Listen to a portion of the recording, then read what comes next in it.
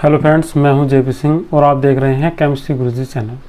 आज हम अपना शुरू करने वाले हैं BSc second year inorganic chemistry के लेक्चर्स शॉर्ट क्वेश्चन के सेट 2013 से। ये जो मैं आपको शॉर्ट क्वेश्चन कराऊंगा, इनमें से आपके अधिकतर जो शॉर्ट क्वेश्चन है वह एग्ज़ाम में आपके लग जाएंगे। ठीक है, तो चलिए शुरू करते हैं अपनी आज की वीडियो। तो अब जो हम शुरू करेंगे वो हम 2013 जो सेट था हमारा, उसमें जो भी शॉर्ट क्वेश्चन आए हुए थे उन्हें करना शुरू करेंगे। ठीक है, तो चलिए देखते हैं पहला क्वेश्चन हमारा क्या था। तो पहला क्वेश्चन हमसे ये पूछा गया था इसमें कि C2+ आयन रंगीन तथा अनुचुंबकीय होते हैं, जबकि Zn2+ आयन रंगहीन एवं प्रतिचुंबकीय होते हैं। व्याख्या कीजिए। एक बार इसे इंग्लिश में भी देख लेते हैं। C2+ ions are colored and paramagnetic while Zn2+ ions are colourless and diamagnetic. ठीक है, एक्सप्लेन, हमें एक्सप्लेन करना है, हमें बताना है कि एक रंगहीन क्यों है और एक रंगीन क्यों है, कलरफुल क्यों है तो दूसरा कलरलेस क्यों है। चलिए समझते हैं इसे। इसका मेन कारण क्या होता है। जो हमारे पास में जितने भी डी ब्लॉक एलिमेंट्स हैं उन सब के सब में जो डी उनका उपकोष है, जो डी उनकी सबसेल है, उसमें अयुग्मित इलेक्ट्रॉन पाए जाते हैं। जिनमें भी अयुग्मित इलेक्ट्रॉन पाए जाएंगे उनमें डी संक्रमण पाया जाता है। ठीक है, जो डी उपकोष में उपस्थित इलेक्ट्रॉन है वे एक दूसरे को संक्रमित करते हैं और किसी एक रंग के प्रकाश को अवशोषित कर लेते हैं और बाद में उसके विपरीत जो उसका पूरक रंग होगा उसका प्रकीर्णित करते हैं, अर्थात उसे उत्सर्जित करते हैं, और जिसे उत्सर्जित करेंगे उसी रंग के भी दिखाई देते हैं। तो यहाँ जो मेन कारण है रंगहीन और रंगीन दिखाई देने के लिए वो है अयुग्मित इलेक्ट्रॉन। अगर किसी परमाणु या तत्व के पास में अयुग्मित इलेक्ट्रॉन है तब तो वह रंगीन होगा, और अगर उसके पास में कोई भी अयुग्मित इलेक्ट्रॉन नहीं है, अर्थात उसके जितने भी इलेक्ट्रॉन हैं वे सब जोड़ा बनाए हुए हैं, सारे के सारे पेयर्ड हैं, ठीक है, तब वह प्रतिचुंबकीय होगा, अर्थात पैरामैग्नेटिक। ठीक है, पैरामैग्नेटिक होगा। अगर अनुचुंबकीय है, अनुचुंबकीय का नाम ही पैरामैग्नेटिक है, और प्रतिचुंबकीय का जो है वो डाईमैग्नेटिक है। तो डाईमैग्नेटिक तब होगा जब उसके सारे के सारे इलेक्ट्रॉन कैसे होंगे, पेयर्ड होंगे, सबका जोड़ा बना हुआ होगा। और पैरामैग्नेटिक तब होगा जब उसमें कम से कम एक इलेक्ट्रॉन ऐसा होना चाहिए जिसका जोड़ा बना हुआ ना हो। तो इसका जो आंसर है वो हमने बड़े प्यार से लिख के दिखा भी रखा है कि डी ब्लॉक तत्वों का रंग डी इलेक्ट्रॉन संक्रमण के कारण होता है। इस संक्रमण तत्व जिस रंग के प्रकाश को अवशोषित करता है उसके पूरक रंग का दिखाई देता है। ठीक है, C2+ आयन रंगीन और अनुचुंबकीय होता है क्योंकि इसमें उपस्थित डी कक्षक में एक अयुग्मित इलेक्ट्रॉन पाया जाता है, जबकि Zn2+ आयन प्रतिचुंबकीय और रंगहीन होता है क्योंकि इसमें सभी इलेक्ट्रॉन जोड़े से पाए जाते हैं। ठीक है, हमने लिखा हुआ है इसमें। और इस प्रकार के डी कक्षकों में डी संक्रमण के लिए बहुत अधिक ऊर्जा की आवश्यकता होती है, जो दृश्य प्रकाश को अवशोषित करके प्राप्त होती है, जिस कारण ये सफ़ेद रंग के दिखाई देते हैं। ठीक है, एक बार डी में देख लेंगे इलेक्ट्रॉन कैसे भरे हुए रहेंगे। तो डी उपकोष में इलेक्ट्रॉन कुछ इस टाइप के भरे हुए रहेंगे, जो उसके शुरू के 4 सेल रहेंगे वे कंप्लीट रहेंगे। ठीक है, यहाँ ऑर्बिटल से मतलब है, सेल का मतलब कक्षा से नहीं है। ठीक है, यहाँ मेरा कक्षा से मतलब नहीं है, वैसे होता तो वही है। अब इसके बाद में हमने देख लिया कि इसके जो 4 ऑर्बिटल हैं वे बिल्कुल कम्प्लीटली फुल फिल्ड हैं, पूर्ण रूप से भरे हुए हैं, जबकि एक में एक इलेक्ट्रॉन है। और बात करेंगे किसकी, Zn2+ की, तो इसके जितने भी सारे के सारे जो इसके ऑर्बिटल हैं, जो इसके कक्षक हैं, वे सभी कम्प्लीटली फिल्ड हैं, पूर्ण रूप से भरे हुए हैं, जिस कारण ये कैसा होता है, प्रतिचुंबकीय अर्थात डाईमैग्नेटिक। इसके बाद में क्वेश्चन 2 देखते हैं। तत्व के निष्कर्षण में लागू होने वाले सिद्धांतों पर संक्षिप्त टिप्पणी लिखिए। अब इसके 3 मुख्य सिद्धांत होते हैं। पहले नंबर पे हमारे पास आता है पायरो धातुकर्म, दूसरे नंबर पे आता है विद्युत धातुकर्म, और जो तीसरे नंबर पे हमारे पास में है वो है हाइड्रो धातुकर्म। ये जो पायरो धातुकर्म है ये आपने फिजिकल केमिस्ट्री में पढ़ा होगा, आपने पढ़े होंगे उसमें बंद निकाय, खुला निकाय, विलगित निकाय। तो अगर हम बंद निकाय में किसी धातु का ऑक्सीकरण कराएं, किसी धातु को अपचयित कराएं, तो हमें उसमें शुद्ध धातु प्राप्त हो जाती है। ठीक है, देखिए पायरो धातुकर्म में क्या होता है, इस विधि में धातुओं को उनके ऑक्साइडों के रासायनिक अपचयन से, जो उनके ऑक्साइड है उनके रासायनिक अपचयन से पृथक किया जाता है। रासायनिक का मतलब रासायनिक क्रियाओं से होगा। ठीक है, ऐसे नहीं कि गर्म हमने इसे क्या काम कर दिया, पीट दिया, छेद दिया, वे सब भौतिक क्रियाएं हो जाएंगी। रासायनिक क्रियाएं अर्थात हमें इसमें ऐसे दूसरे एलिमेंट्स का यूज़ करना पड़ेगा, ऐसे तत्वों का यूज़ करना पड़ेगा जो इससे क्रिया करेंगे, और इसका क्या कर देंगे, अपचयन। ये क्रिया कैसी होती है, एक बंद तंत्र में होती है, और बंद तंत्र के लिए हमने एक रासायनिक समीकरण पढ़ी थी। वो रासायनिक समीकरण थी हमारी डेल्टा जी, गिब्स मुक्त ऊर्जा बराबर होती है किसके, delta H minus T D S के। ठीक है, यहाँ एस हमारे पास में क्या है, एंट्रोपी में परिवर्तन है, और एच बराबर क्या है, उसमें परिवर्तन है, और टी बराबर क्या है, ताप। अब अगर हम बात करें तो हम यहाँ एक एग्जाम्पल लेना चाह रहे थे। एक वायुमंडलीय दाब पर 1 मोल ऑक्सीजन की क्रियाओं के लिए निम्न वक्र खींचा जा सकता है। वक्र कुछ इस प्रकार का होगा जो आपको दिखाई दे रहा है, लगभग मेरे सिर पर आ रहा होगा ये। तो इसमें क्या है, हमने इसमें दो तत्व ले रखे हैं जिनका कंबक्शन करा रखा है, दहन करा रखा है। एक तो हमने इसमें लिया हुआ है एल्यूमिनियम। अगर आप इसे ध्यान से देखेंगे तो यहाँ जो हमने इसमें एक लिया हुआ है, वो हमने एक लिया हुआ है इसमें एल्यूमिनियम। ये देखिए यहाँ है, एक तो एल्यूमिनियम लिया हुआ है, और जो दूसरा हमने लिया हुआ है वो इसमें क्या लिया हुआ है, सीआर। ये दो लिए हुए हैं हमने इसमें, एक सीआर है और दूसरा क्या है इसमें, एल्यूमिनियम। तो जब हम यहाँ बात करेंगे तो एल्यूमिनियम और सीआर के जो कंबक्शन में जो एनर्जी का जो डिफरेंस है वो कितना है, 297 किलो जूल पर मोल है। काफ़ी ज़्यादा डिफरेंस है दोनों की ही एनर्जी में। तो यहाँ हम क्या देखेंगे कि जो सीआर है वो क्या कर सकता है, एल्यूमिनियम को पृथक कर सकता है। देखिए यहाँ हमने लिखा हुआ भी है कि Al2O3 तथा CrO2 बनाने में स्वतंत्र ऊर्जाओं का परिवर्तन ताप के कारक के रूप में प्रकट होता है, और Al2 बनाने की जो मुक्त ऊर्जा है वो Cr2O3 बनाने की ऊर्जा से अधिक ऋणात्मक है। ठीक है, अतः Al इसे Cr में अपचयित करने की क्षमता रखता है। कौन, Al Cr में अपचयित कर देगा, किसे, Cr2O3 को। ठीक है, Al कर देगा इसमें। इसके बाद में हम बात करेंगे इसके दूसरे पॉइंट की। तो हमारे पास में एक होता है विद्युत धातुकर्म। विद्युत धातुकर्म के लिए हम पहले भी पढ़ चुके हैं, अब मैं आपको यहाँ से ही समझा देता हूँ अगर आपको यहाँ से कुछ समझ में नहीं आ रहा है। तो इसके लिए हम क्या काम करेंगे, एक पात्र बनाएंगे, पात्र में 2 इलेक्ट्रोड लगाएंगे, एक एनोड लगाएंगे और दूसरा हम क्या लगाएंगे इसमें, कैथोड। विद्युत धारा प्रवाहित करेंगे। एनोड उस धातु का लगाएंगे जिसकी हमें शुद्ध धातु प्राप्त करनी है, अर्थात अशुद्ध धातु का लगाएंगे एनोड और शुद्ध धातु का लगाएंगे कैथोड। Cu जैसी अधिकतर धातुओं का भी जो शोधन किया जाता है वो इसी विधि के द्वारा किया जाता है। ठीक है, एक बार इसे पढ़ लेते हैं। तत्वों के निष्कर्षण के लिए धातुकर्म की यह सबसे उपयुक्त विधि है। बात में यहाँ कुछ वर्ड आ रहे हैं, देखिए, तत्वों के निष्कर्षण, निष्कर्षण मतलब निकालने वाली। ठीक है, तत्वों को निकालने के लिए। तत्व काहे में रहते हैं, अयस्क में रहते हैं। अयस्क क्या होते हैं, प्रकृति में धातु अपने ऑक्साइडों में, सल्फाइडों में जिस रूप में भी पाए जाते हैं उन्हें हम क्या बोल देते हैं, अयस्क। और अयस्क से धातु को पृथक करने की ही जो पूरी की पूरी क्रिया है वो कहलाती है हमारी धातुकर्म। ठीक है, तो निष्कर्षण का मतलब निकालने के लिए जो क्रिया होती है उसे हम बोल देते हैं क्या, धातुकर्म। धातु को निकालने की क्रिया ये भौतिक भी होती है और रासायनिक भी होती है। और जो कॉपर जैसी धातु का जो निष्कर्षण किया जाता है वो विद्युत धातुकर्म के द्वारा ही किया जाता है। बाकी आप यहाँ से देख भी सकते हैं इसमें से जो हमें मिला हुआ है।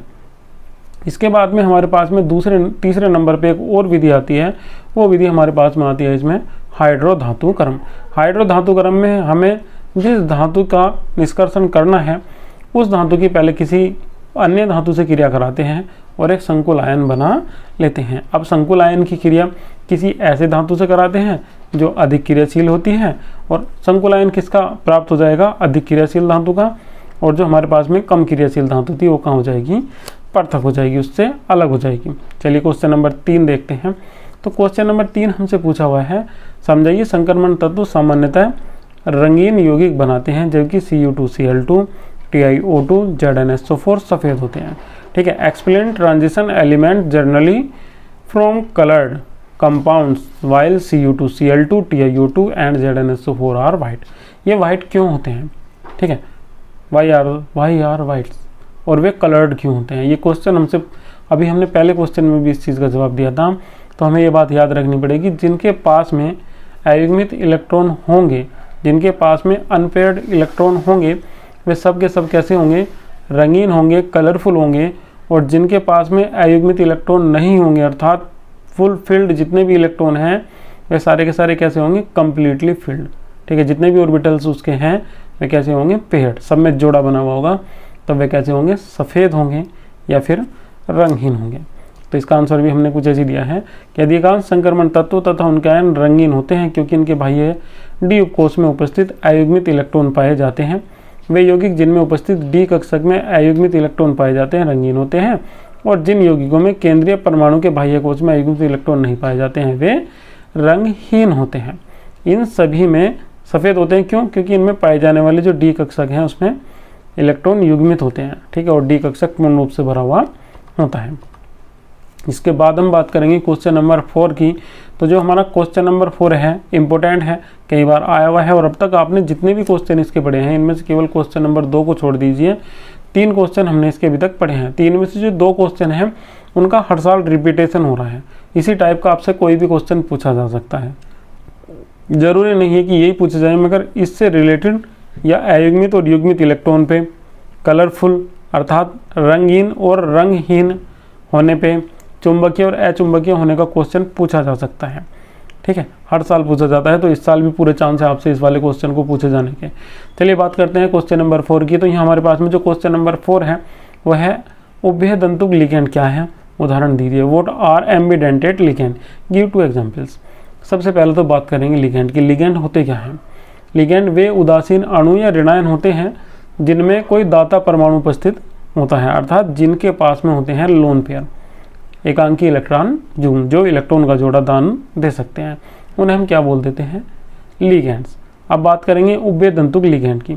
तो जो उभयदंतुक लिगेंड होते हैं इनमें एक लिगेंड के पास में ही 2 दाता परमाणु उपस्थित होते हैं और दोनों में से कोई एक अपना इलेक्ट्रॉन का जोड़ा दान दे सकता है, मगर इस स्थिति के अनुरूप डिपेंड करता है कि इलेक्ट्रॉन का जोड़ा कौन सा देगा, ठीक है। इसके देख लेते हैं इसकी डेफिनेशन और इसके एग्जाम्पल्स। वे लिगेंड जिनके पास एक से अधिक दाता परमाणु उपस्थित होते हैं परंतु यौगिक के बनने में से वे किसी एक दाता परमाणु द्वारा ही केंद्रीय परमाणु से जुड़ते हैं, उभयदंतुक लिगेंड कहलाते हैं। जैसे कि हमने यहाँ एक एग्जाम्पल में लिया हुआ है यहाँ NO2, ठीक है, ये NO2 हमने लिया हुआ है, तो ये एक उभयदंतुक लिगेंड है।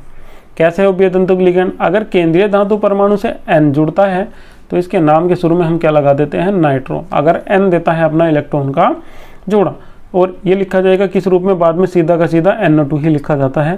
और किसी कारणवश अगर इलेक्ट्रॉन का जोड़ा किसने दिया है? O ने, क्योंकि दोनों दे सकते हैं N या O। अगर किसी कारणवश इलेक्ट्रॉन का जोड़ा किसने दिया है? O ने दिया है, तो नाम के बाद में क्या लगता है? नाइट्राइटो, ठीक है। IUPAC नाम है ये इनके दोनों के दोनों जो मैं आपको बता रहा हूँ, तो नाम क्या लगेगा इसका? नाइट्राइटो। और यहाँ आप याद रखिएगा जब O जुड़ेगा तो लिखा जाएगा ONO। अगर O जुड़ा तो जो इसका नाम लिखा जाएगा वो नाम इसका लिखा जाएगा ONO, ठीक है, याद रखिएगा। अगर नाम इसका कोई जुड़ेगा तो नाम क्या लिखा जाएगा इसका? ONO, ठीक है। अब मैं अगर बात करूँगा तो ONO कुछ इस टाइप से लिखा जाएगा। चलिए पेन का ही यूज कर लेता हूँ, ज़्यादा बढ़िया रहेगा, ठीक है, ONO, ठीक है। अगर कौन सा जुड़ता है? ऑक्सीजन परमाणु। बात करेंगे CN की। तो CN भी एक उभयदंतुक लिगेंड है। अगर CN में C जुड़ता है तो इसका नाम क्या आ जाएगा? इसका नाम आ जाएगा साइनाइडो। और अगर किसी कारणवश इसमें से N परमाणु अपना इलेक्ट्रॉन का जोड़ा देता है तब इसका नाम आ जाएगा आइसोसाइनाइडो, ठीक है। क्वेश्चन नंबर 4 आपकी समझ में आ गया होगा। बात करते हैं अगले क्वेश्चन की। तो क्वेश्चन नंबर 5 हमसे फिर दोबारा से पूछ लिया गया है। देखिए इस टाइप का क्वेश्चन हम अभी पढ़ चुके हैं। समझिए Fe3- आयन दुर्बल अनुचुंबकीय है जबकि Fe4- आयन प्रतिचुंबकीय है। तो यहाँ क्वेश्चन से ही आपको पता चल जाना चाहिए। यहाँ हम एक जवाब तो इसका सीधा सीधा दे सकते हैं। क्या? ये हमसे पूछा हुआ है कि एक पैरामैग्नेटिक है दूसरा डाईमैग्नेटिक। तो मैं आपको पहले ही बता चुका हूँ कि पैरामैग्नेटिक कब होगा। पैरामैग्नेटिक तब होगा जब उसके पास में होंगे अनपेयर्ड इलेक्ट्रॉन। डाईमैग्नेटिक जब होगा जब उसके पास में सबके सब ऑर्बिटल्स में जो इलेक्ट्रॉन्स उसके होंगे वे कैसे होंगे? पैरामैग्नेटिक। चलिए इसके एक एग्जाम्पल लेके बात करते हैं जो इसने हमें दिया हुआ है। Fe6 की अगर हम बात करेंगे तो Fe6 आयन दुर्बल होता है, दुर्बल प्रतिचुंबकीय है। कुछ गलत लिखा हुआ है इसमें, देखिए आयन प्रतिचुंबकीय है क्योंकि इसमें, ठीक है, Fe6। चलिए एक बार देखते हैं। Fe4- आयन दुर्बल प्रतिचुंबकीय है क्योंकि इसमें सभी इलेक्ट्रॉन युग्मित पाए जाते हैं। चलिए जी पहले प्रतिचुंबकीय वालों को देख लेते हैं, अनुचुंबकीय वालों को बाद में देख लेंगे। क्योंकि Fe4- में केंद्रीय परमाणु कौन है? Fe है, और इसने इसकी जो ऑक्सीकरण अवस्था है वो कितनी है, +2 है। इसमें 2 ही इलेक्ट्रॉन यहाँ दिए हुए हैं। इसका परमाणु क्रमांक 26 होता है Fe का, और इसका इलेक्ट्रॉनिक विन्यास हमने यहाँ देख लिया। यहाँ से आगे अगर हम बात करेंगे तो इसकी कुछ बाद की ऐसी संरचना आ जाएगी कि जब Fe कहाँ आएगा, मूल अवस्था में रहेगा, तो इसके पास में कंप्लीट इलेक्ट्रॉन रहेंगे, 26 के 26 इलेक्ट्रॉन रहेंगे। ठीक है, ये देखिएगा यहाँ 4s में भी कितने हैं, 2 हैं, और 3d में भी कितने हैं, 5 के 5 इलेक्ट्रॉन इसके भरे हुए हैं यहाँ। जब हम बात करेंगे इसकी Fe2+ आयन की, तो इसके जो 2 इलेक्ट्रॉन हैं ये यहाँ से निकल जाएंगे। ये जो इसके 2 इलेक्ट्रॉन है ये इसके चले जाएंगे, यहाँ कोई इलेक्ट्रॉन इसमें नहीं रहेगा। ये इलेक्ट्रॉन गलत भरे हुए हैं, अगर यहाँ आपको इस तरीके से इलेक्ट्रॉन भरे हुए सो रहे हैं तो यहाँ इलेक्ट्रॉन इसमें नहीं रहेंगे। और यहाँ हमारे पास में जो Cn है वो क्या है, एक परबल लिगैंड है। जब परबल लिगैंड जुड़ता है तो क्या हो जाती है, बैक बॉन्डिंग हो जाती है। जो अयुग्मित इलेक्ट्रॉन होते हैं, जो अकेले इलेक्ट्रॉन होते हैं, जो अनपेयर्ड इलेक्ट्रॉन्स होते हैं, वे बैक बॉन्डिंग करते हैं, वापस हटते हैं, क्या बना लेते हैं, अपना जोड़ा। तो हमने देखा कितने था, 1 2 3 4, तो ये वापस हटेंगे और कितने बना लेंगे, अपने 2 जोड़े। और कितने Cn थे हमारे पास में, 6, और 6 क्या मिलेंगे हमें, इलेक्ट्रॉन के जोड़े। ये जो स्टार्स हैं हम इसमें देख रहे हैं, जो स्टार्स बने हुए हैं ये हमारे क्या हैं, Cn के जोड़े हैं। ठीक है, Cn द्वारा दिए गए इलेक्ट्रॉनों के जोड़े। तो इस बार हमें कोई भी एक भी अकेला अनपेयर्ड इलेक्ट्रॉन यहाँ नहीं मिला है। तो ये सारे के सारे ये हमारे पास में जो प्राप्त हुआ हमें कैसा हुआ, ये हमें प्रतिचुंबकीय मिला है, प्रतिचुंबकीय प्राप्त हुआ। बात करेंगे दूसरे एग्जाम्पल की Fe3- की। तो जब हम इसमें देखते हैं तो Fe की जो ऑक्सीडेशन स्टेट होती है वो कितनी होती है, 3+ होती है। 3+ की बात करेंगे तो मूल अवस्था तो दोनों की सेम होगी, मगर Fe3+ में से एक इलेक्ट्रॉन 3d का भी चला जाएगा, और d में कुल इलेक्ट्रॉन कितने रह जाएंगे, 5 रह जाएंगे केवल। जब 5 रह जाएंगे और बैक बॉन्डिंग होगी भी तो एक इलेक्ट्रॉन अकेला बच जाएगा। एक इलेक्ट्रॉन अकेला है, इसका मतलब एक इलेक्ट्रॉन कैसा है, अयुग्मित, अनपेयर्ड है। जिसके पास में अनपेयर्ड इलेक्ट्रॉन होते हैं वो होता है अनुचुंबकीय। तो इसके पास में केवल एक है, तो इसका जो अनुचुंबकीय गुण होगा वो कैसा होगा, कम होगा, मगर अनुचुंबकीय होगा। ठीक है, तो जिस कारण इन्होंने क्वेश्चन में पूछा हुआ है क्या होता है, ये दुर्बल अनुचुंबकीय। तो क्वेश्चन आपको समझ में आ गया होगा। चलिए अगला क्वेश्चन देखते हैं। इसके बाद में हम अगला जो क्वेश्चन हमारे पास में है वो हमारे पास में है किसका, द्रव अमोनिया का। द्रव अमोनिया को विलायक के रूप में उपयोग करने की सीमाओं का वर्णन कीजिए। अब इसका जो आंसर है वो हमारे पास में क्या है, हमने यहाँ कुछ पॉइंट्स बताए हैं जो इसमें विलायक के रूप में हम इसे यूज़ कर सकते हैं। जैसे कि हमारा फर्स्ट पॉइंट है द्रव अमोनिया। द्रव का मतलब जो द्रवित अवस्था में होगी, जो पानी के जैसी होगी, जिसकी कंडीशन कैसी होगी, बहने वाली। ठीक है, द्रव अमोनिया की प्रकृति अत्यंत आर्द्रता ग्राही होती है। ठीक है, आर्द्रता ग्राही का मतलब मैं आपको समझा देता हूँ।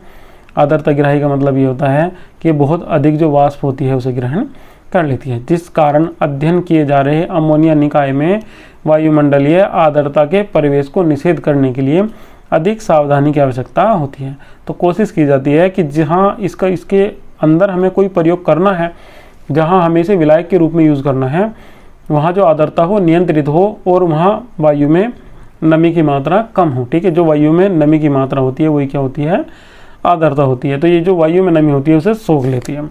ठीक है, इसके बाद में अगला पॉइंट पढ़ते हैं, शुद्ध अमोनिया की क्वथनांक मान।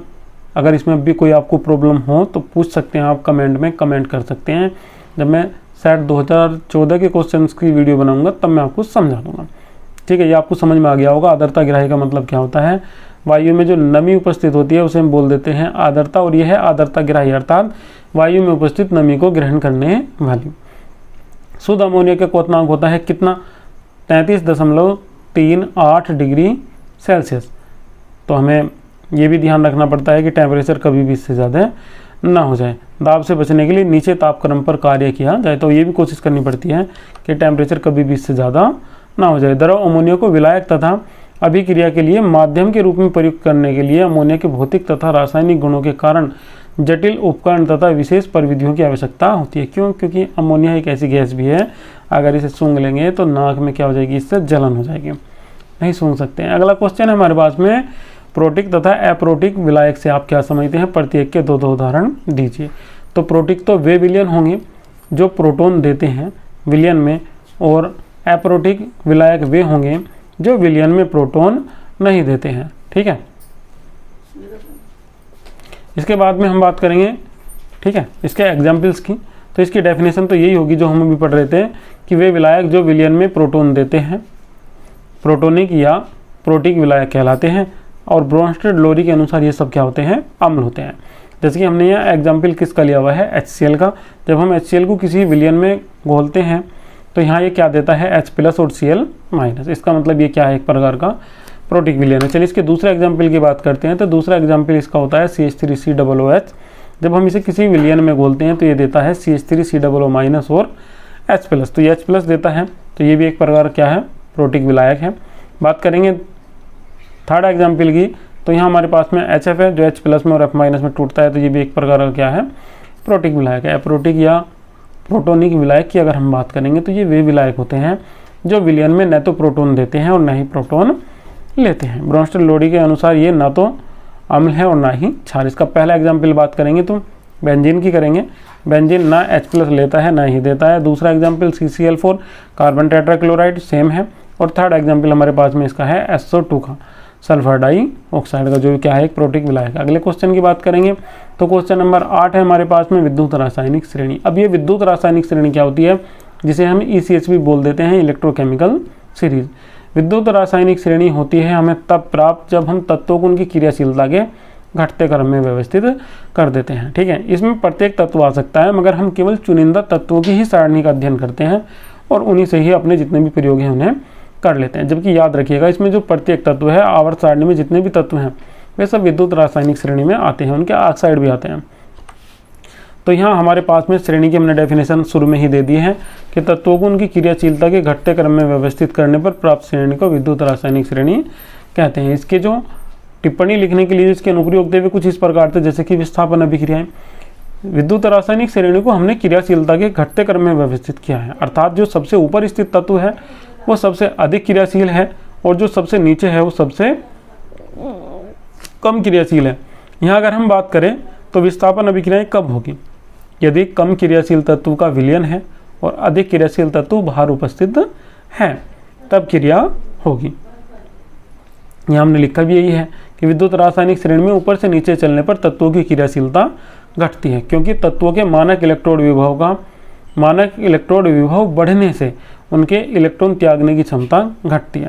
इलेक्ट्रॉन त्यागने की क्षमता जितनी घटेगी, क्रियाशीलता उतनी ही कम होगी और विस्थापन की क्षमता भी उतनी ही कम हो जाएगी। अगले की बात करेंगे तो हाइड्रोजन का विस्थापन। हाइड्रोजन का विस्थापन केवल वे ही तत्व कर सकते हैं जो विद्युत रासायनिक श्रेणी में हाइड्रोजन से ऊपर स्थित होते हैं। क्यों? क्योंकि वे हाइड्रोजन से अधिक क्रियाशील होते हैं, जबकि जो हाइड्रोजन से नीचे स्थित तत्व होते हैं वे हाइड्रोजन जैसे क्रियाशील नहीं होते हैं। थर्ड पॉइंट की बात करेंगे तो यहाँ हमारे पास में थर्ड पॉइंट है धातु की रासायनिक सक्रियता ज्ञात करने में। धातु की रासायनिक सक्रियता इस बात पर निर्भर करती है कि वे कितनी तीव्र गति से इलेक्ट्रॉनों का त्याग कर देती है। धातु जितनी तीव्र गति से इलेक्ट्रॉन का त्याग कर देगी उसकी सक्रियता उतनी ही अधिक होगी। अगले पॉइंट की बात करेंगे तो अगला पॉइंट हमारे पास में है अधातु की सक्रियता। किसी अधातु की सक्रियता निर्भर करती है उसके इलेक्ट्रॉन ग्रहण करने पे। कोई अधातु जितनी शीघ्रता से इलेक्ट्रॉन ग्रहण कर लेगी उसकी सक्रियता उतनी ही अधिक होगी। धातु का धन विद्युत इलेक्ट्रॉन, किसी धातु का धन विद्युत इलेक्ट्रॉन उसके इलेक्ट्रॉन त्यागने की क्षमता पर निर्भर करता है। अगर कोई इलेक्ट्रॉन को त्याग देता है तो वो क्या बन जाता है, धन विद्युती। चलिए बात करते हैं क्वेश्चन नंबर 9 की। क्वेश्चन नंबर 9 हमारे पास में है निम्नलिखित के यूपीएससी नाम लिखिए। तो यहाँ हमें फर्स्ट मिला हुआ है, पहले नंबर पे जो हमें मिला हुआ है वो मिला हुआ है Na3CONO2 का होल 6। ठीक है, अब हम बात करेंगे इसके नाम की। तो इसका नाम हमें लिखना है। देखिए इनका जब नाम लिखना शुरू करते हैं तो यहाँ जो हमें सबसे पहले ब्रैकेट से बाहर कोई नाम लिखा हुआ तो इसका मतलब ये क्या है, धनात्मक, और ये क्या है हमारे पास में ऋणात्मक। ठीक है, यहाँ से आपको समझ में आ गया होगा कि अगर कोई ब्रैकेट से पहले लिखा हुआ तो पहले वाला धनात्मक होगा, और अगर कोई ब्रैकेट के बाद में लिखा हुआ है तो वो कैसा होगा, ऋणात्मक, और ब्रैकेट ही क्या हो जाएगा, धनात्मक हो जाएगा। जो ब्रैकेट वाला है, जो धनात्मक होते हैं, जिनमें ऋणात्मक होते हैं, उनका नाम कैसे लिखते हैं। सबसे पहले जो बाहर होगा उसका नाम लिख देंगे, तो Na3 है, सोडियम आ जाएगा। 3, 4, 5 इसके लिए कोई अलग से नाम का यूज़ नहीं करेंगे। जो बाहर होगा ब्रैकेट से, अंदर वाले के लिए करेंगे, बाहर वाले के लिए नहीं करेंगे। तो यहाँ हमने इसका नाम क्या लिख दिया है, सोडियम। NO2 के कितने जुड़े हुए हैं, 6 के लिए क्या आ जाएगा हमारे पास में हेक्सा, और NO2 का नाम क्या होता है अभी हम थोड़ी देर पहले पढ़ चुके हैं, नाइट्रो। और CO के लिए कितना हमने यहाँ लिखा हुआ है, कोबाल्ट, मगर यहाँ इसका नाम आएगा कोबाल्टेट। क्यों? क्योंकि ये ऋणात्मक है। ठीक है, तो इसका नाम क्या आ जाएगा, कोबाल्टेट, और ऑक्सीकरण अवस्था ब्रैकेट में ही दिखा देंगे हम कितनी, 3rd। तो यहाँ कोबाल्ट की जगह हमें क्या लिखना पड़ेगा, यहाँ हमें लिखना पड़ेगा कोबाल्टेट। ठीक है, तो यहाँ हम क्या लिख देंगे, कोबाल्टेट, और ऑक्सीकरण अवस्था दिखा देंगे कितनी, 3rd। ठीक है, बात करेंगे दूसरे की। ठीक है, तो यहाँ हमारे पास में ये दोनों के दोनों ही क्या मिले हुए हैं, हमें जटिल आयन मिले हुए हैं। तो यहाँ हमारे पास में NH3 है, कोई नेगेटिव नहीं है, तो इसका मतलब ये हमारा पॉजिटिव वाला है।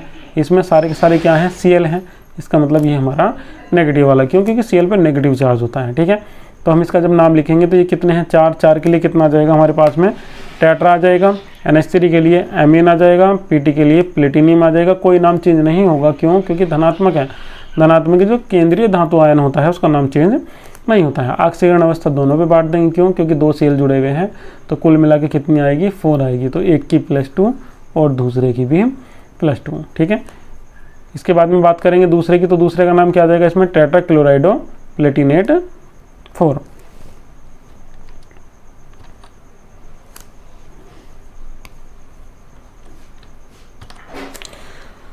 चलिए जी, 1 मिनट इसे रफ कर देता हूँ, जो इस पर आपको दिखाई दे रहा है क्लियर नहीं होगा। ठीक है, अब देखिएगा ध्यान से, तो ये कितने थे हमारे पास में, 4 थे, तो 4 के लिए कितना आ जाएगा, टेट्रा आ जाएगा, NH3 के लिए कितना आ जाएगा, एमीन आ जाएगा, Pt के लिए प्लेटिनियम आ जाएगा। ऑक्सीकरण अवस्था दोनों पे हाफ बांट देंगे, सेकंड, और यहाँ इसका नाम आएगा प्लेटिनियम और यहाँ इसका नाम आएगा प्लेटिनेट, क्यों, क्योंकि ये ऋणात्मक है और ये धनात्मक है। जो ऋणात्मक होते हैं उन जटिल आयनों में धातु के नाम के बाद में 8 जोड़ देते हैं, ATE। बात करेंगे क्वेश्चन नंबर 10 की, तो क्वेश्चन नंबर 10 है, निम्नलिखित यौगिकों में केंद्रीय धातु के प्रभावी परमाणु क्रमांक की गणना कीजिए। हमें 2 एग्जाम्पल इनके दिए हुए हैं, अब हम गणना करेंगे पहले वाले की। तो जो हमारे पास में फॉर्मूला होता है किसी का भी प्रभावी परमाणु क्रमांक ज्ञात करने के लिए, वो होता है धातु का परमाणु क्रमांक माइनस जटिल यौगिक में धातु की ऑक्सीकरण अवस्था प्लस लिगैंडो द्वारा दिए गए इलेक्ट्रॉनों की संख्या। अब हम पहले वाले में फॉर्मूला लगा देते हैं, जो हमें पहला एग्जाम्पल मिला हुआ है इसका। तो इसका प्रभावी परमाणु क्रमांक में Fe का परमाणु क्रमांक लेंगे, क्यों, क्योंकि Fe क्या है, इसमें केंद्रीय धातु है। ठीक है, फिर FeCN6 में Fe की ऑक्सीकरण अवस्था लेंगे प्लस Cn द्वारा दिए गए इलेक्ट्रॉनों की संख्या लेंगे। अब इसमें जो Fe की ऑक्सीकरण अवस्था है वो कितनी है, +2 है। Fe का परमाणु क्रमांक कितना होता है, 26 होता है। कितने लिगैंड जुड़े हुए हैं, 6 लिगैंड जुड़े हुए हैं। एक दंती लिगैंड है, तो एक दंती लिगैंड केवल 1 इलेक्ट्रॉन का जोड़ा देता है, तो 6 कितने देंगे, 12 देंगे। तो देखिए इसका आंसर ये हो जाएगा 26 - 2 + 12 = 36। क्रिप्टन 36 के बराबर इसका हो जाएगा। अगले की बात करेंगे, तो अगला एग्जाम्पल हमारे पास में क्या है, इसका CrNH3 का होल 4 Cl2+ है। ठीक है, इस चीज़ से मत घबराइएगा कि आयन के ऊपर प्लस माइनस कुछ भी चार्ज आया हुआ है, आपको निकालना है। अगर एक्रिया गैस के इक्वल हो जाता है तो बहुत अच्छी बात है, नहीं होता है तो लगभग इक्वल हो जाता है तो भी बहुत अच्छी बात है। ठीक है, तो आप इस चीज़ से परेशान मत होइएगा, कभी सोचो कि एक्रिया गैस के बराबर होगा ही होगा, नहीं हो भी सकता है, नहीं भी, लगभग इक्वल होगा। बात करेंगे अगले एग्जाम्पल की, तो इसमें जो केंद्रीय धातु है वो कौन है, Cr है। ठीक है, इसमें जो केंद्रीय धातु है वो कौन है, Cr है, जो हमारा दूसरे वाला एग्जाम्पल है। और Cr का जो परमाणु क्रमांक होता है वो कितना होता है, 24 होता है। और यहाँ इस पर कितने आ रहे हैं, 2 Cl जुड़े हुए हैं और 1 प्लस आ रहा है। इसका मतलब ऑक्सीकरण अवस्था कितनी है इसकी, 3। तो यहाँ हमने 3 ऑक्सीकरण अवस्था दे दी। 4 NH3 जुड़े हुए हैं, 2 Cl जुड़े हुए हैं, 4 और 2 6, दोनों के दोनों एक दंती लिगैंड है। तो 6 × 2 बराबर इलेक्ट्रॉनों की संख्या कितनी हो जाएगी, 12। तो इस प्रकार हमारे पास में कितना आ जाएंगे, 33 आ जाएगा। ठीक है, तो यहाँ हमारे पास में जो 2013 का सेट था वो ख़त्म हो गया है, और मैं ये सीरीज़ जो है आपकी लगातार कंटिन्यू करता रहूँगा। कल मैं आपको एक वीडियो फिजिकल केमिस्ट्री के जो क्वेश्चन होंगे, शॉर्ट क्वेश्चन होंगे 2013 के, उनकी भी बना के दूंगा। वीडियो को लाइक कीजिए, शेयर कीजिए, ताकि और भी इससे फ़ायदा उठा सकें। Thank you. हेलो स्टूडेंट्स, मैं हूं JP सिंह और आप देख रहे हैं केमिस्ट्री गुरुजी चैनल। जैसे कि हम पिछली वीडियो में जो फिजिकल केमिस्ट्री में शॉर्ट क्वेश्चन आए हुए थे उन्हें सभी को क्लियर कर चुके हैं। अब बारी है इनऑर्गेनिक केमिस्ट्री की। अब इनऑर्गेनिक केमिस्ट्री में जितने भी क्वेश्चन आए हुए हैं शॉर्ट क्वेश्चंस, हम उन सबको क्लियर कर लेंगे। जितने भी हमारे क्वेश्चन आए हुए हैं सभी को क्लियर कर लेंगे। तो अब हम 2013 की तो वीडियो पहले ही बना चुके हैं, आज हम शुरुआत करेंगे 2014 से। जो 2014 में जितने भी शॉर्ट क्वेश्चन आए हुए हैं उन सबको हम क्लियर करना शुरू कर देंगे। ये भी इंपॉर्टेंट क्वेश्चन है जो लगभग सभी यूनिवर्सिटी में आते हैं। तो चलिए बात करते हैं 2014 की। ये फिलहाल जो हम पेपर सोल्व कर रहे हैं, जो हमारे पास में शॉर्ट क्वेश्चन है, ये CCS यूनिवर्सिटी मेरठ से है। ठीक है, और आप किसी भी यूनिवर्सिटी से हैं उसके भी अन्य के भी पेपर आपको मिलेंगे यहीं, और इसका भी मैं सोल्यूशन बहुत जल्दी ही करना शुरू कर दूंगा। चलिए देखिए, जो हमारे पास में इसका पहला क्वेश्चन है वो क्या है।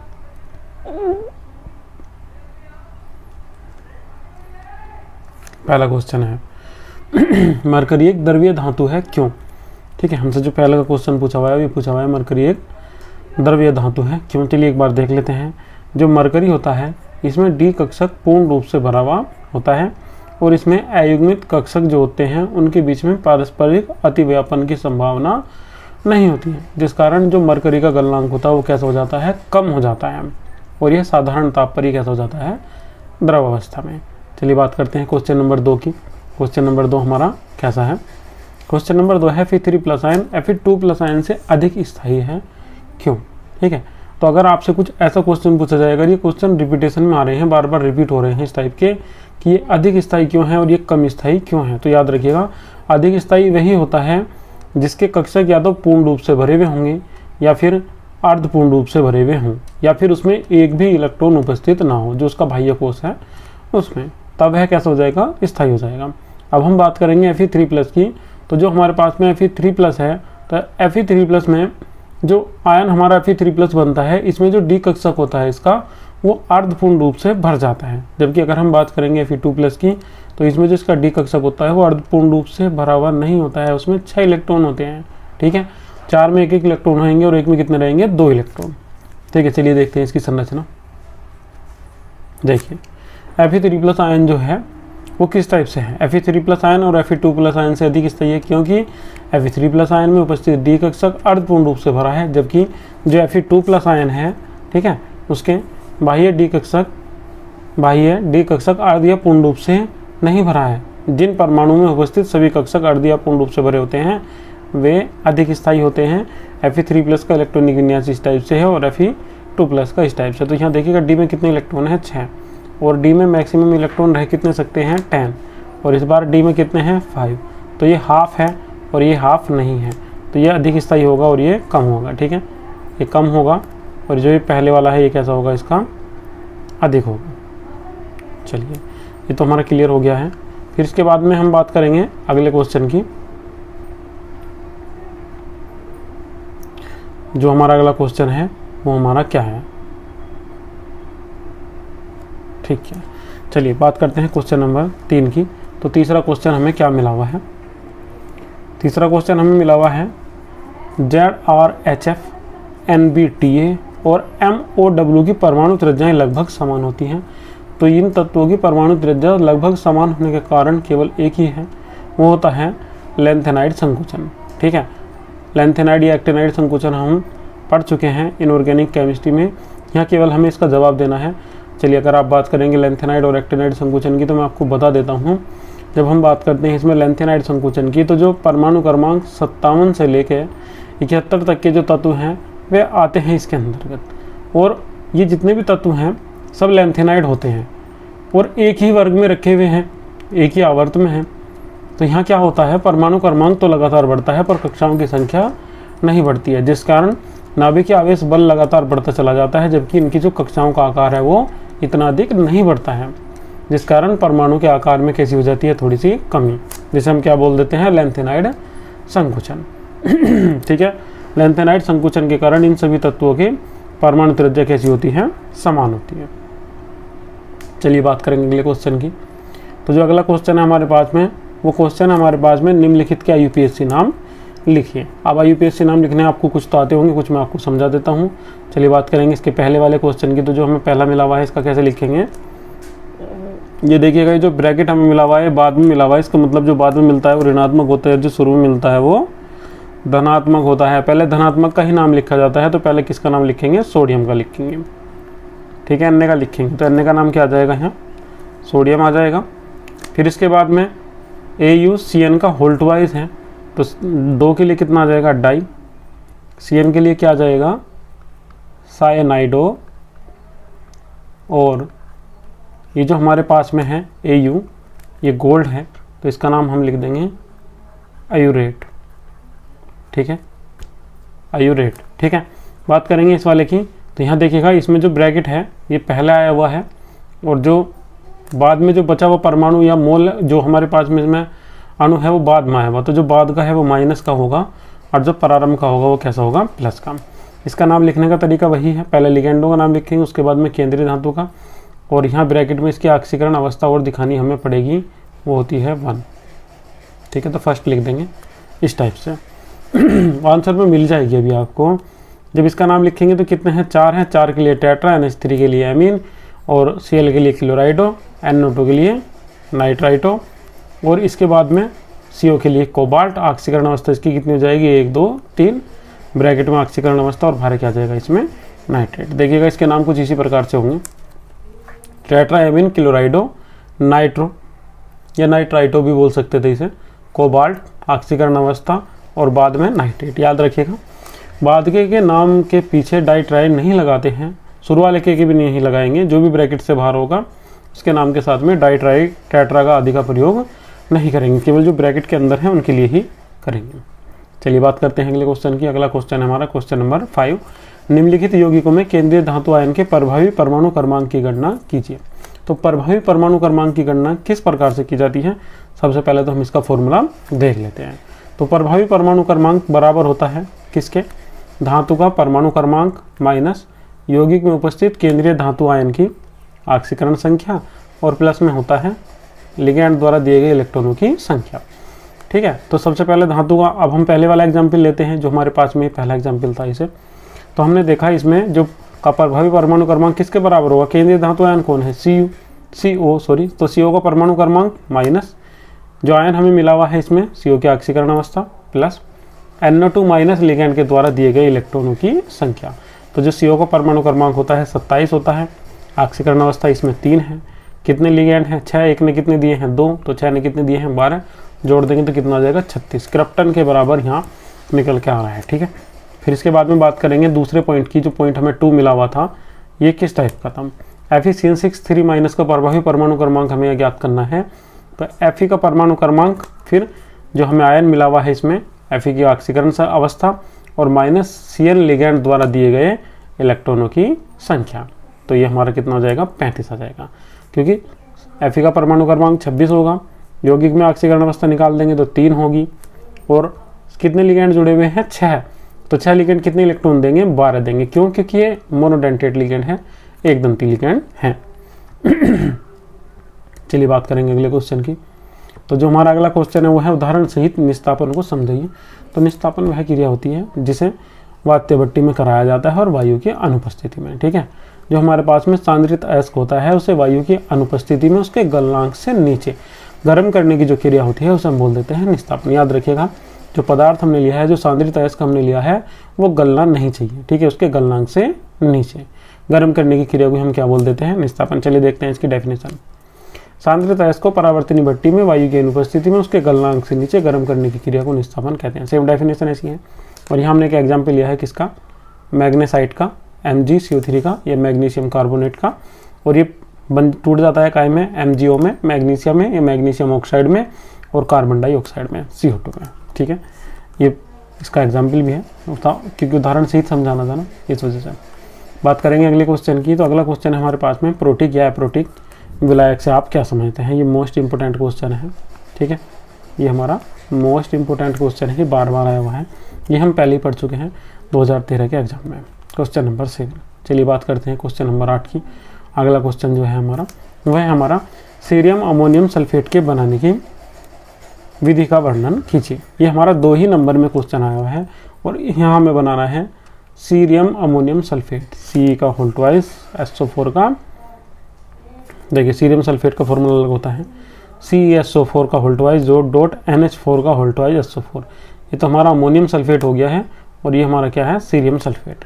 तो सीरिक अमोनियम सल्फेट एक साथ जुड़ा हुआ है, और साथ में है जल के दोनों भी इसके साथ में जुड़े हुए हैं। तो हम क्या काम करेंगे, सीरिक सल्फेट लेंगे और इसके साथ में उचित मात्रा में अमोनियम सल्फेट लेंगे, जल डाल देंगे और H2SO4 की उपस्थिति में क्रिया कराएंगे, तो हमें क्या प्राप्त हो जाएगा, सीरिक अमोनियम सल्फेट।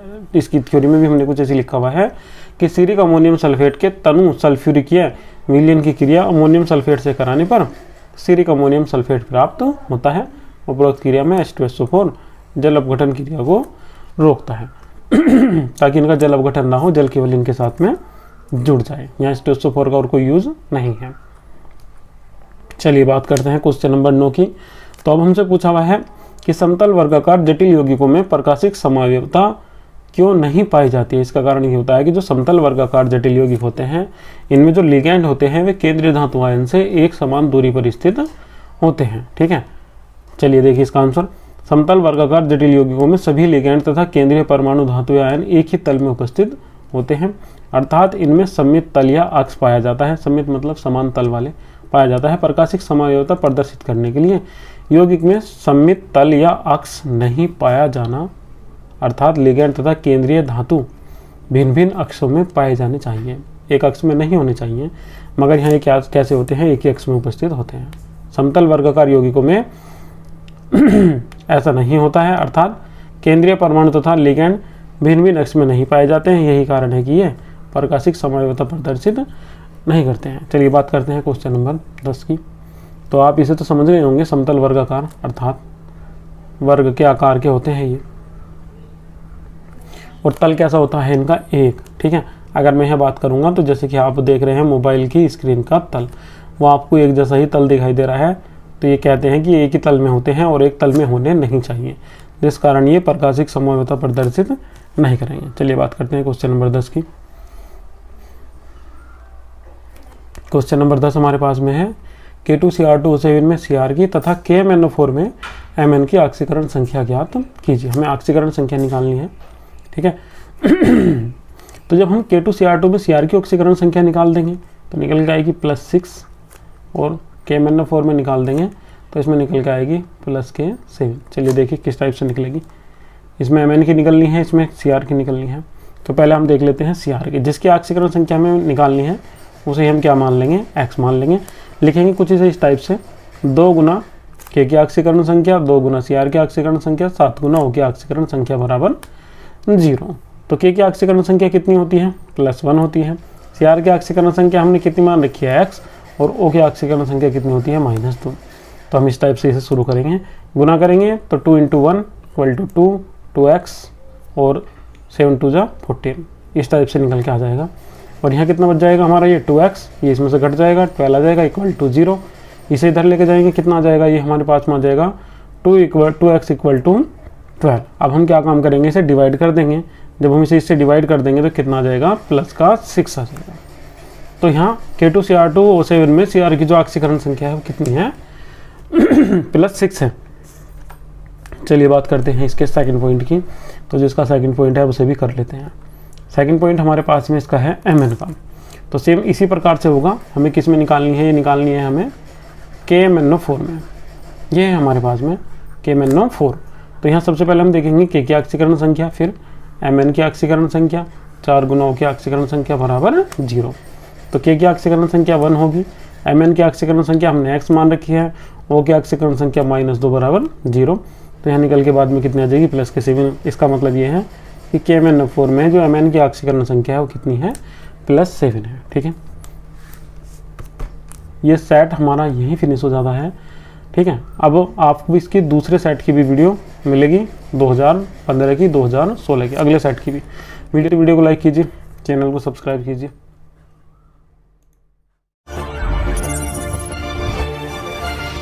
तो स्टूडेंट अब हम शुरू करेंगे जो 2015 में आए हुए शॉर्ट क्वेश्चन हैं उन्हें, और हम यहाँ बात कर रहे हैं इनऑर्गेनिक केमिस्ट्री की। तो बार बार हम यहाँ इनऑर्गेनिक केमिस्ट्री की ही वीडियो पढ़ रहे हैं, क्यों, क्योंकि फिजिकल की तो हम पढ़ चुके हैं। अब इनऑर्गेनिक के शॉर्ट क्वेश्चन जो है उन्हें कंप्लीट कर लेते हैं। जब इनऑर्गेनिक के शॉर्ट क्वेश्चन कंप्लीट हो जाएंगे उसके बाद में हम ऑर्गेनिक के पढ़ेंगे। तो चलिए शुरू करते हैं, देखते हैं 2015 में आया हुआ जो पहला शॉर्ट क्वेश्चन है वो क्या है। ठीक है, चलिए देखते हैं। पहला क्वेश्चन है, ZnCd व Hg के लवण सामान्यतः सफ़ेद होते हैं, क्यों? क्योंकि इनमें उपस्थित जो डी कक्षक होते हैं वे पूर्ण रूप से भरे हुए होते हैं। ठीक है, जिनमें अयुग्मित इलेक्ट्रॉन नहीं पाए जाते हैं वे रंगीन आयन नहीं बनाते हैं। ठीक है, चलिए और इसमें एक बात और भी है जो हमने यहाँ लिखा हुआ भी है कि ऐसे परमाणु के लिए जो डी संक्रमण होता है इसके लिए बहुत ही अधिक ऊर्जा की आवश्यकता होती है, जो दृश्य क्षेत्र के प्रकाश को अवशोषित करके प्राप्त होती है। अगर दृश्य क्षेत्र का प्रकाश ही अवशोषित हो जाएगा तो आपको किसी भी कलर का दिखाई नहीं देगा, अर्थात सफ़ेद दिखाई देगा, कोई कलर आपको उसमें से नहीं चमकेगा, जिस कारण ये सफ़ेद रंग के दिखाई देते हैं। चलिए बात करते हैं क्वेश्चन नंबर 2 की, कि क्वेश्चन नंबर 2 हमारे पास में इसमें क्या आया हुआ है। तो जो क्वेश्चन नंबर 2 है वो है KMnO4 व K2MnO4 में Mn की ऑक्सीकरण संख्या ज्ञात कीजिए। ठीक है, KMnO4 में तो Mn की हम ज्ञात कर चुके हैं, +7 है। अगर आपने नहीं देखी है तो जो 2014 की वीडियो है उसे देखिएगा, वहाँ से मिल जाएगी। और जब हम बात करेंगे K2MnO4 की तो इसमें जो ऑक्सीकरण संख्या निकल के आएगी वो कितनी निकल के आएगी, +6। चलिए देख लेते हैं एक बार किस टाइप से निकल के आएगी। तो ये तो हम पहले भी ज्ञात कर चुके हैं KMnO4 में। तो कितनी निकल के आ जाएगी, प्लस का 7। कैसे निकल के आएगी ये आप लास्ट वाली वीडियो में भी देख सकते हैं और यहाँ भी आपको समझ में आ जाएगी जो हमने कर रखा है। ठीक है, कैसे लिखेंगे इसे, ऐसे लिखेंगे, यहाँ से देख लेंगे इसे एक बार जो हमें सवाल मिला हुआ है। K की ऑक्सीकरण संख्या प्लस बीच में क्या है Mn प्लस Mn की ऑक्सीकरण, जितने भी परमाणु बदल बदल के आएंगे हर किसी परमाणु के बीच में प्लस लगा देंगे। जैसे कि ये लिखा हुआ है हमारे पास में KMnO4, तो K की अलग लिखेंगे, Mn की अलग लिखेंगे और 4 गुना O की अलग लिखेंगे। ठीक है, जो नीचे होगा वो गुना में आ जाएगा इस टाइप से। K की ऑक्सीकरण संख्या कितनी होती है, 1 होती है। जिसकी ऑक्सीकरण संख्या हमें निकालनी होती है उसकी हम ऑक्सीकरण संख्या x मान लेते हैं। तो यहाँ Mn की ऑक्सीकरण संख्या कितनी है, x है, और O की ऑक्सीकरण संख्या कितनी है, -2। तो 4 गुना -2 बराबर 0। तो बल चलते चला जाएंगे और बाद में कितनी आ जाएगी, प्लस के 7 आ जाएगी। चलिए इसके दूसरे पॉइंट की बात करते हैं। दूसरा पॉइंट नहीं करा है, चलिए दूसरा पॉइंट मैं कर देता हूँ। यहाँ ये हमसे पूछा हुआ है दूसरा पॉइंट जो है, दूसरे पॉइंट में जो हमें निकालना है वो निकालना है हमें K2MnO4 में। K2MnO4 में Mn की ऑक्सीकरण संख्या, ये हमें ज्ञात करनी है Mn की ऑक्सीकरण संख्या। तो हम यहाँ मान लेंगे जिसकी भी हमें ज्ञात करनी है, ठीक है, उसकी हम क्या मान लेते हैं, x। तो यहाँ हम क्या मान लेंगे, x मान लेंगे, माना Mn की ऑक्सीकरण संख्या x है। ठीक है, यहाँ हम क्या मान लेंगे, इसकी ऑक्सीकरण संख्या x मान लेंगे। जो फॉर्मूला भी हमने लगाया था उसी टाइप से इसमें लिख देंगे हम, 2 गुना K की ऑक्सीकरण संख्या प्लस Mn की ऑक्सीकरण संख्या प्लस 4 गुना O की ऑक्सीकरण संख्या। ठीक है, बराबर कितना आ जाएगा, 0, क्योंकि इस पर कोई चार्ज नहीं है। अगर इस पर कोई चार्ज होता तो उसे हम यहाँ लिख देते हैं, चार्ज नहीं है तो हम कितना लिख देंगे, इसमें 0 लिख देंगे। तो यहाँ हम लिखेंगे हम 2 गुना K की ऑक्सीकरण संख्या होती है +1, Mn की हमने सवाल में कितनी मान रखी है, x मान रखी है, प्लस x प्लस 4 गुना O की ऑक्सीकरण संख्या, O की ऑक्सीकरण संख्या होती है -2 बराबर 0। तो यहाँ जाएगा हमारे पास में 2 प्लस x माइनस के 8 बराबर 0, या ये हमारे पास में हो जाता x माइनस 6 बराबर 0, या x बराबर +6 या प्लस के 6। तो इसमें हम लिख देंगे क्या, K2MnO4 में Mn की ऑक्सीकरण संख्या +6 है। याद रखिएगा ये लास्ट वाली लाइन जो हम लिख रहे हैं ये भी लिखने में इंपॉर्टेंट है, ये भी हमें बताना पड़ेगा। चलिए बात करते हैं क्वेश्चन नंबर 3 की। ठीक है, तो जब हमारे पास में जो क्वेश्चन नंबर 3 है उसे एक बार देख लेते हैं। तो क्वेश्चन नंबर 3 हमारे पास में है, ZR तथा HF के गुणों की समानता का कारण स्पष्ट कीजिए। तो इनकी गुणों की समानता का कारण केवल एक ही है, लैंथेनाइड का संकुचन। ठीक है, देखिएगा यहाँ से ZR तथा HF के गुणों की समानता का कारण लैंथेनाइड संकुचन है, क्योंकि लैंथेनाइड संकुचन के कारण ZR और HF के जो परमाणु तथा आयनिक त्रिज्याएं हैं वे कैसी हो जाती हैं, लगभग समान। चलिए एक बार देख लेते हैं, ZR की और HF की जो इनकी आयनिक त्रिज्याएं हैं वे कुछ इस टाइप से हैं, लगभग इक्वल सी ही हैं। और बात करेंगे परमाणु की त्रिज्या की, तो परमाणु त्रिज्याएं भी कैसी हैं, इक्वल ही हैं नैनोमीटर में। ठीक है, चलिए अगले क्वेश्चन की बात करते हैं। जो अगला क्वेश्चन आया हुआ था हमारे पास में, क्वेश्चन नंबर 4। क्वेश्चन नंबर 4 है, निम्नलिखित का यूपीएससी नाम लिखिएगा। तो इस पे भी आप इंपॉर्टेंट लगा लीजिएगा, क्यों, क्योंकि हर साल एक यूपीएससी का क्वेश्चन पूछा जा रहा है और हर साल ही एक ऐसा क्वेश्चन पूछा जा रहा है आपसे कि बताइए ये अधिक स्थायी है, ये कम स्थायी है, या फिर ऐसा क्वेश्चन भी पूछा जा रहा है जिसमें ये पूछ लेते हैं कि ये अनुचुंबकीय क्यों है, ये प्रतिचुंबकीय क्यों है। अभी जो ZR और HF का क्वेश्चन है इसी टाइप के भी कई क्वेश्चन पूछे गए हैं कि इनकी आयनिक या परमाणु त्रिज्याएं लगभग समान होती हैं, क्यों। चलिए इनका नाम लिख लेते हैं। तो ये हमारे पास में ब्रैकेट पहले आया हुआ है, इसका मतलब जो ब्रैकेट पहले हमारा आया हुआ है वो कैसा है, हमारा धनात्मक है। जब ये धनात्मक है तो इसका नाम पहले, और ये क्या है बाद का, ऋणात्मक, तो इसका नाम बाद में। ये पहला है तो ये धनात्मक है, और ये बड़ा ब्रैकेट बाद में आया हुआ तो ये ऋणात्मक है।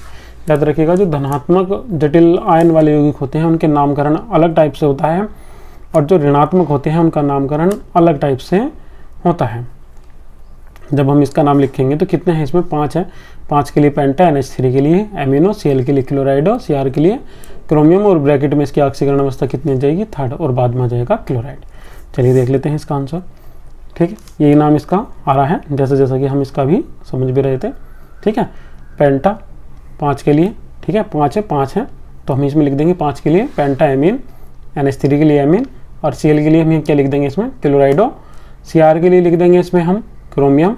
ऑक्सीकरण अवस्था माइनस से पता लगा लीजिएगा कितने हैं, 3, 2 ये हैं और 1 ये, कितने हैं 3। NH3 पे कोई चार्ज नहीं होता है, 0। ठीक है, तो माइनस के 3 हैं और चार्ज टोटल कितना आ रहा है 0। तो इस पर Cr की ऑक्सीकरण अवस्था कितनी होगी +3, +3 - 3 = 0 होगी। तो यहाँ कितनी आ जाएगी इसकी ऑक्सीकरण अवस्था 3 आ जाएगी। और बाहर कौन है Cl, तो Cl के लिए हम क्या लिख देंगे बाद में क्लोराइड लिख देंगे। इसकी बात करेंगे तो K बाहर है, सबसे पहले धनात्मक का ही नाम लिखते हैं, तो पोटेशियम आ जाएगा, 4 जुड़े हुए हैं, 4 के लिए टेट्रा आ जाएगा, Cn जुड़ा हुआ है, Cn के लिए आ जाएगा इसमें साइनाइडो, और Cu है तो Cu के लिए इसमें क्या आ जाएगा क्यूप्रेट। ठीक है, इस टाइप से इनके नाम आ जाएंगे।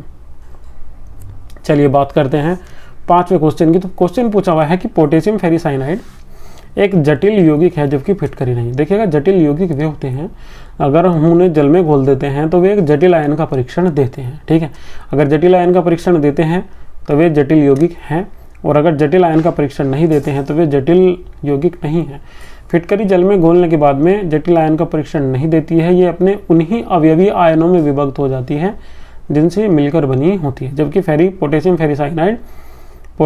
फेरिसाइनाइड जो है वो फेरिसाइनाइड एक जटिल आयन है जिसका ये टेस्ट देता है। चलिएगा इसकी थ्योरी एक बार देख लेते हैं।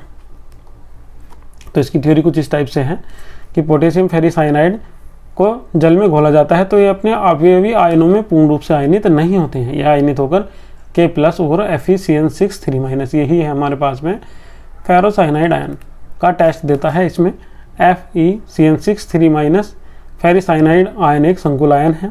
ठीक है, तो पोटेशियम फेरिसाइनाइड आयन किस किस का टेस्ट दे रहा है, पोटेशियम फेरिसाइनाइड आयन का, जो कैसा है एक संकुल या एक प्रकार का कैसा है ये जटिल यौगिक या जटिल आयन है। ठीक है, ध्यान से रखिएगा, ये एक जटिल आयन का टेस्ट दे रहा है तो एक प्रकार का क्या है जटिल यौगिक। अगर हम बात करेंगे फिटकरी की तो वहाँ ऐसा कुछ भी नहीं होता है, वो अपने सभी आयनों का टेस्ट देती है। चलिए बात करेंगे फिटकरी की। ये हमने वही लिखा है जो हम अभी समझ रहे थे, विभक्त हो जाता है किस किस में, K+ में, SO4 2- में, L3+ आयनों में, और अपने सभी आयनों का परीक्षण देने के कारण ही एक प्रकार का क्या है साधारण द्विक लवण है। चलिएगा इसके विक्रिया देखते हैं। ये हमारे पास में फिटकरी है। ठीक है, फिटकरी को हमने क्या काम करा, जल में घोल दिया, तो जल में घोलने के बाद में ये डिवाइडेड हो जाते हैं किस में, पोटेशियम सल्फेट में, एल्यूमिनियम सल्फेट में, और जल तो है ही। फिर इसके बाद में इसके आयन बनते हैं, कौन कौन से, पोटेशियम आयन और सल्फेट आयन और एल्यूमिनियम आयन, और एक जो हमारे यहाँ जल लिखा हुआ है ये इसका नाम है यहाँ से। ठीक है, और जल बनता है इसमें। तो ये अपने उन सभी आयनों का टेस्ट देता है जिनसे मिलकर ये बना हुआ होता है। तो ये एक प्रकार का क्या है द्विक लवण है, न कि जटिल लवण। चलिए अगले क्वेश्चन की बात करते हैं। तो जो अगला क्वेश्चन है हमारा वो है हमारा क्वेश्चन नंबर 6। लैंथेनाइडों की जटिल यौगिक बनाने की प्रवृत्ति संक्रमण तत्वों से कम होती है, क्यों? चलिए इसका कारण समझ लेते हैं। जो जटिल आयन बनाने की प्रवृत्ति होती है वो डिपेंड करती है किस पे, आवेश बटे आकार। ठीक है, इस पे तो किसी जटिल यौगिक बनाने की प्रवृत्ति उसके आवेश तथा आकार के अनुपात पर निर्भर करती है। लैंथेनाइड तत्वों पर आवेश घनत्व तो कम होता है परंतु आकार बड़ा होता है। ठीक है, जो लैंथेनाइड तत्व होते हैं इन पे जो आवेश होता है वो तो कैसा होता है, कम होता है, और आकार कैसा होता है इनका, बड़ा। ठीक है, यद्यपि परमाणु आकार में वृद्धि के कारण यह प्रवृत्ति बढ़ती जाती है। जैसे कि जैसे इनका परमाणु क्रमांक बढ़ता जाता है तो ये प्रवृत्ति इनकी बढ़ती जाती है। संक्रमण तत्वों में आवेश बटे आकार का अनुपात कैसा होता है, अधिक। क्यों? क्योंकि संक्रमण तत्व आकार में छोटे होते हैं इनसे। ठीक है, आवेश बटे आकार का अनुपात अधिक होता है जिस कारण ये जटिल यौगिक बनाने की प्रवृत्ति रखते हैं। परेशान मत होइएगा, याद रखिएगा, अगर आप किसी भी आवर्त सारणी में लेफ्ट टू राइट L2R चलते हैं तो परमाणु आकार घटता ही है। लैंथेनाइड पहले आते हैं और डी ब्लॉक उसके बाद में। ठीक है, तो जो बाद में आएगा उसका आकार छोटा होगा, जो पहले आएगा उसका आकार बड़ा होगा। ठीक है, बात समझ में आ गई होगी आपको, अब कोई समस्या नहीं होगी। अगले क्वेश्चन की बात करते हैं। तो अगला क्वेश्चन है हमारे पास में क्वेश्चन नंबर 7, और जो 7 क्वेश्चन है वह है उदाहरण सहित भर्जन की क्रिया को स्पष्ट कीजिए। तो जो भर्जन की क्रिया होती है, निस्तापन हमने समझ लिया है, तो निस्तापन में और भर्जन में केवल थोड़ा सा अंतर है। विस्थापन की क्रिया जो हम कराते हैं वो हम कराते हैं वायु की अनुपस्थिति में, जबकि जो भर्जन की क्रिया कराई जाती है वो कराई जाती है वायु की उपस्थिति में। ठीक है, वायु की उपस्थिति में सांद्रिता S को उसके गलनांक से नीचे गर्म करने की क्रिया को भर्जन कहते हैं। चलिए एक बार डेफिनेशन इसकी हम देख लेते हैं। डेफिनेशन ठीक इसी प्रकार से है, और इसमें क्या होता है, जो सल्फर जैसी अशुद्धियाँ होती हैं सल्फर डाइऑक्साइड के रूप में पृथक हो जाती हैं। आर्सेनिक की अशुद्धि होगी आर्सेनिक ऑक्साइड के रूप में, एंटीमनी की अशुद्धि होगी एंटीमनी ऑक्साइड के रूप में पृथक हो जाती है। ठीक है, चलिए बात करते हैं अगले क्वेश्चन की। तो अगला क्वेश्चन है हमारे पास में क्वेश्चन नंबर 8। तो क्वेश्चन नंबर 8 है, लुईस तथा ब्रोंस्टेड सिद्धांत के आधार पर समझाइए कि अमोनिया एक बेस है। सबसे पहले तो लुईस का सिद्धांत समझेगा, लुईस ने क्या समझाया था। लुईस के अनुसार वे पदार्थ जो इलेक्ट्रॉन युग्म दान देते हैं क्या कहलाते हैं, क्षार। तो अमोनिया क्या काम करती है, एक इलेक्ट्रॉन युग्म दान देती है, तो जिस कारण वो क्या है, एक बेस है, बेस। क्षार वे होते हैं, याद रखिएगा, बेस तो कोई भी हो सकता है जो प्रोटॉन ले रहा है, ठीक है, या और अन्य कारण से, मगर जो क्षार होंगे, क्षार केवल वे होंगे जिनमें क्या पाया जाता है, OH- आयन। ठीक है, बेस को बोल देते हैं भस्म, ठीक है, न कि क्षार। ठीक है, याद रखिएगा, जो प्रत्येक क्षार होता है वो बेस हो सकता है, भस्म हो सकता है, मगर जो प्रत्येक भस्म है वो क्षार नहीं हो सकती, क्योंकि याद रखिएगा क्षार वे होते हैं जो केवल OH- आयन देते हैं, जबकि भस्म वो भी हो सकता है, बेस वो भी हो सकता है जो इलेक्ट्रॉन का जोड़ा देता है या जो H+ आयन को ग्रहण कर लेता है। चलिए बात करते हैं इसकी। और ब्रांस्टेड के अनुसार वे पदार्थ जो प्रोटॉन ग्रहण करते हैं क्या होते हैं, क्षार। तो अमोनिया दोनों काम करती है, प्रोटॉन भी ग्रहण कर लेती है, क्यों, क्योंकि H+ आयन को अपने एक इलेक्ट्रॉन का जोड़ा ये दान दे देती है। तो ये एक प्रकार से क्या है, क्षार है दोनों के अनुसार। देखिएगा इस क्रिया में हमने दिखाया है, यहाँ NH3 ली हुई है ये, और N के ये 2 इलेक्ट्रॉन हमने यहाँ दिखाए हैं, जिन्हें किसे दे देता है, H+ को, और एक कोऑर्डिनेट बॉन्ड बना लेता है। ये कोई एरो लगा हुआ नहीं है, जो लगा हुआ है एरो ये कोऑर्डिनेट बॉन्ड है, ठीक है, और पे एक प्लस आ जाता है पूरे के पूरे पे।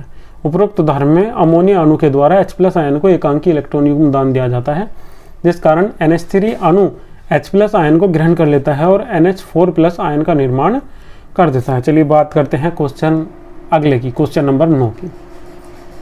तो 9 क्वेश्चन हमें क्या मिला हुआ है, क्वेश्चन नंबर 9 हमें मिला हुआ है कि सोडियम द्रव अमोनिया में एक अपचायक के रूप में क्यों कार्य करता है। चलिए जानते हैं इसका आंसर।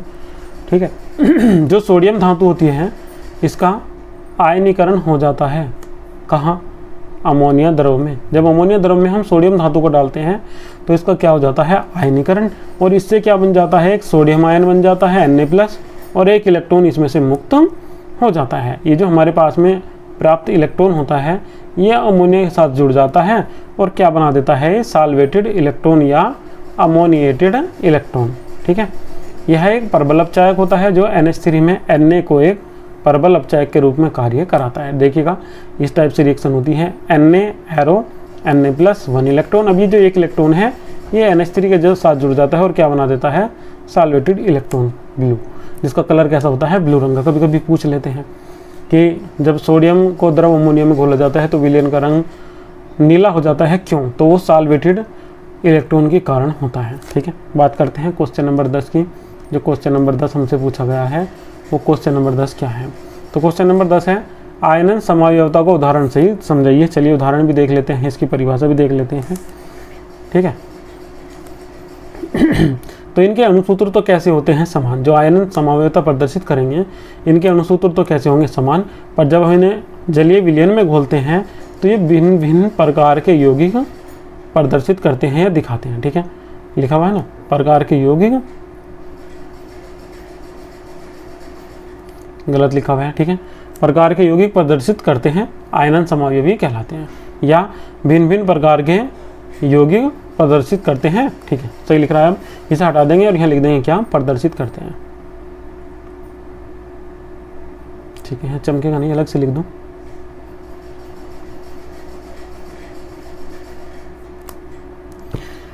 यह बनाते हैं लिख दीजिएगा, आयनन समावयवी कहलाते हैं। संकुल आयन के अंदर वो भी स्थित समूह के बाहर स्थित ऋणायन के विनिमय करने पर आयनन समावयवता होती है। चलिए एक बार दिखाता हूँ मैं आपको। ये 2 एग्जाम्पल हमने लिए हुए हैं, एक एग्जाम्पल हमारे पास में ये है और एग्जाम्पल एक ये है।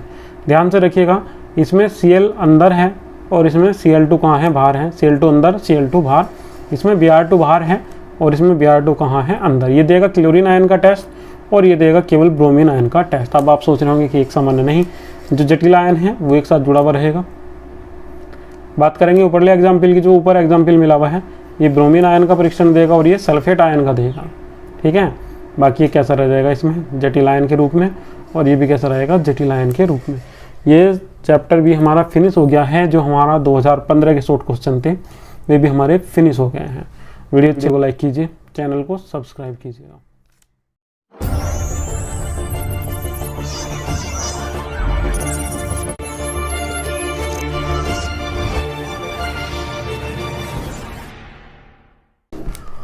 अब हम इसमें 3 साल के जो शॉर्ट क्वेश्चन है वे पढ़ चुके हैं, 2013 के, 2014 के और 2015 के। 2013 की जो वीडियो थी आपको काफ़ी समय पहले मिली होगी, 14 और 15 की वीडियो आपको अब मिल गई होगी। और अब हम बात करेंगे जो 2013 में इंपॉर्टेंट शॉर्ट क्वेश्चन आए हुए हैं उनके बारे में, ठीक है। तो चलिए देखते हैं जो हमारा पहला क्वेश्चन है वो हमारे पास में क्या है। तो पहला क्वेश्चन है, संक्रमण तत्व परिवर्तित संयोजकता क्यों प्रदर्शित करते हैं। इसका कारण एक ही है, जो संक्रमण तत्वों में उपस्थित अन्य जो बाह्य कोष होते हैं, जो अंतिम बाह्य कोष होते हैं और उनमें जो उपस्थित कक्षक होते हैं जैसे कि डी और अंतिम जो होता है एस, उनकी ऊर्जाएं कैसी होती है, लगभग समान होती है, ठीक है। तो उनमें से दोनों में से कोई भी इलेक्ट्रॉन दे सकता है, जिस कारण वे परिवर्तित संयोजकता प्रदर्शित करते हैं। चलिएगा देखिएगा, संक्रमण तत्व परिवर्तित संयोजकता प्रदर्शित करते हैं क्योंकि इन तत्वों के बाह्य कक्षा की एस उपकोष तथा बाह्य कक्षा से अंदर वाली कक्षा के डी उपकोष की ऊर्जाओं में अंतर बहुत ही कम होता है। इन दोनों कोषों के इलेक्ट्रॉन बंध बनाने में प्रयुक्त किए जाते हैं, जिस कारण ये परिवर्तित संयोजकता प्रदर्शित करते हैं। बात करेंगे क्वेश्चन नंबर 2 की। समझ में आ गया होगा आपको, जब दोनों की ऊर्जा लगभग समान होगी तो उनमें से कोई भी इलेक्ट्रॉन देने में सक्षम हो सकता है, Sb और Db। बात करेंगे, क्वेश्चन इंपोर्टेंट है, ZrHf और MOW जोड़ों के रूप में पाए जाते हैं। समझाइए क्यों ये पाए जाते हैं। लैंथेनाइड संकुचन के कारण, और ये कहलाते हैं रासायनिक जुड़वा, ठीक है, केमिकल ट्विंस। इसके टाइप के और भी होते हैं, 1-2 एग्जाम्पल, जैसे कि यही ही नहीं है हमारे पास में NBTB है और TCRE है, ये भी जोड़ों के रूप में पाए जाते हैं। तो याद रखिएगा, क्वेश्चन जरूर नहीं है कि आपसे यही पूछा जाए कि ZrHf MOW जोड़ों के रूप में पाए जाते हैं। समझाइए, ये भी पूछा जा सकता है आपसे कि जो ये है हमारे पास में NBTB, या फिर ये दूसरा था हमारे पास में क्या, TCRE भी जोड़ों के रूप में पाए जाते हैं। इन्हें समझाइए क्यों पाए जाते हैं, क्यों, क्योंकि लैंथेनाइड संकुचन के कारण इनकी जो आयनिक और परमाणुक त्रिज्याएं होती हैं वे कैसे हो जाती हैं, लगभग सेम, लगभग समान हो जाती हैं, और इन्हें हम क्या बोल देते हैं, रासायनिक जुड़वा भी बोल देते हैं। चलिए बात करेंगे क्वेश्चन नंबर 3 की, और याद रखिएगा क्वेश्चन इंपॉर्टेंट है। भले ही क्वेश्चनों का अधिकतर का रिपीटेशन ना हो रहा हो, मगर याद रखिएगा क्वेश्चनों का टाइप एक ही जैसा है, एक ही टाइप के क्वेश्चन बार बार इनमें आ रहे हैं। तो बात करेंगे क्वेश्चन नंबर 3 की। तो जो हमारे पास में क्वेश्चन नंबर 3 है वो हमारा क्या है। चलिए, कुछ संक्रमण तत्व प्रतिचुंबकीय तथा कुछ अनुचुंबकीय होते हैं, जैसे कि FeCO अनुचुंबकीय है। क्यों, याद रखिएगा, अनुचुंबकीय वे होते हैं जिनके पास में उपस्थित होते हैं अयुग्मित इलेक्ट्रॉन। जिनके पास में उपस्थित सभी इलेक्ट्रॉन युग्मित होते हैं वे होते हैं प्रतिचुंबकीय, और जिनके पास में अयुग्मित इलेक्ट्रॉन होते हैं वे होते हैं अनुचुंबकीय। बिल्कुल सेम यही है कंडीशन Fe, CO और Ni की। इनके पास में अयुग्मित इलेक्ट्रॉन होते हैं, जिस कारण ये कैसे होते हैं, अनुचुंबकीय। एक बार समझ लेते हैं, Fe में अगर हम बात करेंगे अयुग्मित इलेक्ट्रॉनों की तो कितने हैं हमारे पास में, 4 हैं। CO में बात करेंगे 3 हैं, Ni में बात करेंगे कितने हैं, 2। तो ये सारे के सारे कैसे हो जाएंगे, अनुचुंबकीय हो जाएंगे। चलिए अगले क्वेश्चन की बात करेंगे, क्वेश्चन नंबर 4 की। तो क्वेश्चन नंबर 4 है, चतुष्फल के यौगिक समपक्ष विपक्ष समावयवता क्यों प्रदर्शित नहीं करते हैं। तो चतुष्फल के यौगिकों की समावयवता प्रदर्शित न करने का कारण बस एक ही है, क्योंकि इनमें जो ये यौगिक होते हैं, पिछली बार हमने पढ़ा था, जो हमारे पास में समतल वर्गाकार थे उनका तल एक जैसा था, इस वजह से वे प्रकाशिक समावयवता प्रदर्शित नहीं कर रहे थे। और जो चतुष्फल के यौगिक होते हैं, इनमें जो लिगैंड होते हैं वो केंद्रीय धातु आयन से समान दूरी पर स्थित होते हैं, जिस कारण ये समपक्ष या विपक्ष समावयवता प्रदर्शित नहीं करते हैं। बात करेंगे अगले क्वेश्चन की। निम्नलिखित में N की ऑक्सीकरण अवस्था लिखिए। NH2OH, दूसरा NH3, तीसरा NH2.NH2 और चौथा है, फोर्थ है NH3H। तो चलिए हम बात करेंगे पहले वाले की। तो हमें जिसकी भी ऑक्सीकरण संख्या निकालनी होती है उसको ही हम क्या मान लेते हैं, X मान लेंगे, उसे ही हम क्या मान लेंगे, X मान लेंगे। तो यहाँ याद रखिएगा हमें n की ऑक्सीकरण संख्या निकालनी है, तो हम यहाँ लिखेंगे कैसे, इसे पहले की तरह लिखेंगे n की ऑक्सीकरण संख्या 2 गुना H की ऑक्सीकरण संख्या, O की ऑक्सीकरण संख्या, H की ऑक्सीकरण संख्या, इस टाइप से लिख देंगे। तो ये हमने लिख लिया है n की ऑक्सीकरण संख्या 3 गुना H की ऑक्सीकरण संख्या, क्यों, क्योंकि 2 और 1 3 H है, और एक O की ऑक्सीकरण संख्या बराबर 0। तो हमने n की ऑक्सीकरण संख्या कितनी मान ली है, x मान ली है, H की ऑक्सीकरण संख्या +1 होती है, O की होती है -2, घटा देंगे कितना बचेगा, 1 बचेगा। ठीक है, यहाँ एक स्टेप ये हो जाता, यहाँ लिख दूंगा इधर x 3 में से 2 जाएंगे, कितना बचेगा 1 + 1 = 0, फिर इसके बाद में ये आ जाता। ठीक है, इसका मतलब ये है कि NH2OH में n की जो ऑक्सीकरण संख्या है वो कितनी है, -1 है। यहाँ से देख लेंगे, फिर अगले क्वेश्चन की बात करेंगे जो हमारे पास में, इसका अगला पॉइंट है, सॉरी क्वेश्चन नहीं पॉइंट अगला पॉइंट है NH3 में n की ऑक्सीकरण संख्या। तो जिसकी ऑक्सीकरण संख्या निकालनी है क्या मान लेंगे, x मान लेंगे। तो इसे हम इसी टाइप से लिख देंगे, n की ऑक्सीकरण संख्या 3 गुना H की ऑक्सीकरण संख्या बराबर 0, क्यों, क्योंकि चार्ज कितना है इस पर 0 है। तो यहाँ x + 3 गुना 1, क्योंकि H की ऑक्सीकरण संख्या कितनी होती है, 1 बराबर 0, या x + 3 बराबर 0, या x बराबर -3। और इसका मतलब ये है कि NH3 में जो n की ऑक्सीकरण संख्या है वो कितनी है, -3 है। चलिए अगला पॉइंट देखते हैं। इसका थर्ड पॉइंट था NH2.NH2 में n की ऑक्सीकरण संख्या निकालनी है। तो कितनी मान लेंगे, x मान लेंगे 2 गुना n की ऑक्सीकरण संख्या और 4 गुना H की ऑक्सीकरण संख्या, क्यों, क्योंकि 2H यहाँ है, 2H यहाँ है, और 2 ही क्या है, n। ठीक है, तो 2x + 4 × 1 = 0, या 2x + 4 = 0, या 2x = -4। इसे इधर लेके जाएंगे और 2 से इसे काट देंगे, तो जब से काट देंगे कितना हो जाएगा, -2। इसका मतलब NH2.NH2 में n की ऑक्सीकरण अवस्था या ऑक्सीकरण संख्या का मान कितना है, -2 है। बात करेंगे इसके फोर्थ पॉइंट की, जो लास्ट का पॉइंट है इसका, N3H में n की ऑक्सीकरण संख्या निकालनी है। तो हम यहाँ क्या काम करेंगे, N3H में जो n की ऑक्सीकरण संख्या उसे क्या मान लेंगे, यहाँ x मान लेंगे। तो यहाँ 3 गुना n की ऑक्सीकरण संख्या + H की ऑक्सीकरण संख्या बराबर 0। n के कितने हैं 3, 3x + 1 = 0, या 3x = -1, या x = -1/3। इसका मतलब N3H में जो n की ऑक्सीकरण संख्या है उसका मान कितना है, -1/3 है। बात करेंगे अगले क्वेश्चन की।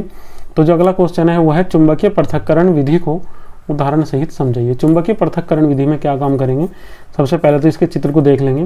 तो इसमें हम क्या लेते हैं, एक तो लेते हैं मैग्नेटिक रोलर, मैग्नेटिक पहिया लेंगे, एक नॉन मैग्नेटिक रोलर लेंगे, और इन पे क्या काम करेंगे, एक बेल्ट चढ़ा देंगे। जैसे कि हमने ये बेल्ट यहाँ इस पर चढ़ा रखे, ये बेल्ट इस टाइप से, और ऊपर से इस पर जो हमारे पास में अयस्क है उसको डालना शुरू कर देंगे। अयस्क डालते रहेंगे, पट्टे को चलाते रहेंगे। तो जो मैग्नेटिक पदार्थ होगा, जो मैग्नेटिक अयस्क होगा वो दूर जाके पास गिरेगा, और जो नॉन मैग्नेटिक होगा वो कैसे गिर जाएगा, पास में, सॉरी, जो नॉन मैग्नेटिक होगा वो पास में गिरेगा, जो मैग्नेटिक होगा वो थोड़ा सा दूर जाकर गिरेगा। क्यों, क्योंकि वो चुंबकीय क्षेत्र से बाहर गिरेगा, और जो नॉन मैग्नेटिक है वो चुंबकीय क्षेत्र के अंदर ही गिर जाएगा। ठीक है, ये थ्योरी हमने इसकी लिखी हुई है, इसे आप यहाँ से आराम से समझ सकते हैं। ठीक है, यही लिखा हमने कि चुंबकीय पृथक्करण विधि के द्वारा किया जाता है। इस विधि में 2 बेलनों पर एक बेल्ट लगा देते हैं, दोनों बेलनों में से एक चुंबकीय होता है, अयस्क के पाउडर को बेल्ट पर धीरे धीरे डालते हैं, बेल्ट बेलनों की सहायता से आगे बढ़ता जाता है। चुंबकीय बेलन के जो हमारे पास में प्रभाव के कारण जो चुंबकीय पदार्थ है वो चुंबकीय बेलन के समीप और अन्य चुंबकीय पदार्थ उससे दूर एकत्र हो जाते हैं। चलिए बात करेंगे अगले क्वेश्चन की। तो अगला क्वेश्चन जो हमारे पास में है वो है क्वेश्चन नंबर 7 कि NH4+ आयन जटिल यौगिक नहीं बनाते हैं, क्यों। इसका कारण बहुत ही आसान सा है कि जो N होता है NH3 से जब NH4 बनता है तो यहाँ क्या काम होता है, एक H+ का जो आयन हो, जो इसका इलेक्ट्रॉन होता है N का, वो किसे दे दिया जाता है, H को। ठीक है, तो अब इसके पास में कोई भी एकांकी इलेक्ट्रॉन युग्म नहीं है। जब इसके पास में एकांकी इलेक्ट्रॉन युग्म ही नहीं रहेंगे तो ये कोई भी जटिल यौगिक नहीं बनाएगा। जटिल यौगिक वही बनाएंगे जिनके पास में उपस्थित होते हैं एकांकी इलेक्ट्रॉन युग्म। ठीक है, चलिएगा देखिएगा, इसमें भी हमने लिखा हुआ है। ठीक है, तो ये NH4+ लिखा हुआ है, ये जो आपको ये यहाँ दिखाई दे रहा है। अगर इसमें कुछ प्रॉब्लम हो रही है तो ये NH4+ लिखा हुआ है, इसमें कोई भी परेशान मत होइएगा, NH4+। ठीक है, इस टाइप से किसी जटिल यौगिक के निर्माण में लिगैंड केंद्रीय धातु परमाणु या आयन के खाली डी कक्षक में एकांकी इलेक्ट्रॉन युग्म देता है, जिससे उपसहसंयोजी बंध का निर्माण होता है और जटिल यौगिक का निर्माण होता है। परंतु NH4+ आयन जटिल यौगिक नहीं बनाता है, क्योंकि इसमें उपस्थित नाइट्रोजन परमाणु को एकांकी इलेक्ट्रॉन युग्म H+ आयन के साथ उपसहसंयोजी बंध बनाने में प्रयुक्त हो जाता है तथा केंद्रीय धातु आयन के साथ बंध बनाने के लिए उपलब्ध नहीं होता है, जिस कारण यह जटिल यौगिकों का निर्माण नहीं करता है। याद रखिएगा, जटिल यौगिकों का निर्माण केवल वे करेंगे जिनके पास में होता है एकांकी इलेक्ट्रॉन युग्म। 8वें क्वेश्चन की बात करेंगे, क्वेश्चन नंबर 8 की। तो क्वेश्चन नंबर 8 है LiOH का होल्थेराइज अधिक क्षारीय है जबकि LuOH का होल्थेराइज कम क्षारीय है। चलिए इसका आंसर देखते हैं बहुत ही जल्दी से। तो इसका जो निर्धारण होगा वो होगा इनकी धनायन के आकार से, ठीक है। तो याद रखिएगा, जिसके धनायन का आकार जितना बड़ा होगा उसका आयनिक लक्षण उतना ही अधिक होगा तथा उसके वियोजन की प्रवृत्ति भी कैसी होगी, उतनी ही अधिक होगी। यहाँ La3+ जो है उसकी आयन की त्रिज्या Lu3+ से कैसी है, अधिक है। ये बड़ा है आकार में और ये कैसा है, छोटा। तो जिसके आयन की त्रिज्या अधिक होगी वो कैसा होगा अधिक क्षारीय होगा। जिसके आयन की त्रिज्या कम होगी वो कैसा होगा, कम क्षारीय। तो यहाँ LaOH का होल्थेराइज अधिक क्षारीय क्योंकि आयनिक त्रिज्या अधिक है, जबकि LuOH का होल्थेराइज कम क्षारीय है क्योंकि आयनिक त्रिज्या न्यूनतम है। याद रखिएगा, क्षारीय या अम्लीय गुण इस बात पर डिपेंड करता है, जहाँ हम इसमें समझा रहे हैं इनका क्षारीय गुण, कि कितनी शीघ्रता से OH- आयन दे देंगे। जिसकी परमाणु त्रिज्या या आयनिक त्रिज्या जितनी अधिक होगी वो उतनी ही शीघ्रता से देगा OH- आयन, ठीक है। जिसकी जितनी छोटी होगी वो सब पकड़ के रखेगा मजबूती के साथ में और उतनी ही शीघ्रता से OH- आयन नहीं देगा। चलिए बात करते हैं अगले क्वेश्चन की। अगला क्वेश्चन है हमारे पास में क्वेश्चन नंबर 9, यूरेनियम से AM तथा CM के बनाने की विधि का वर्णन कीजिए। ये भी एक इम्पोर्टेंट क्वेश्चन है। तो ये कैसे बनेगा देख लेते हैं एक बार इसका आंसर भी।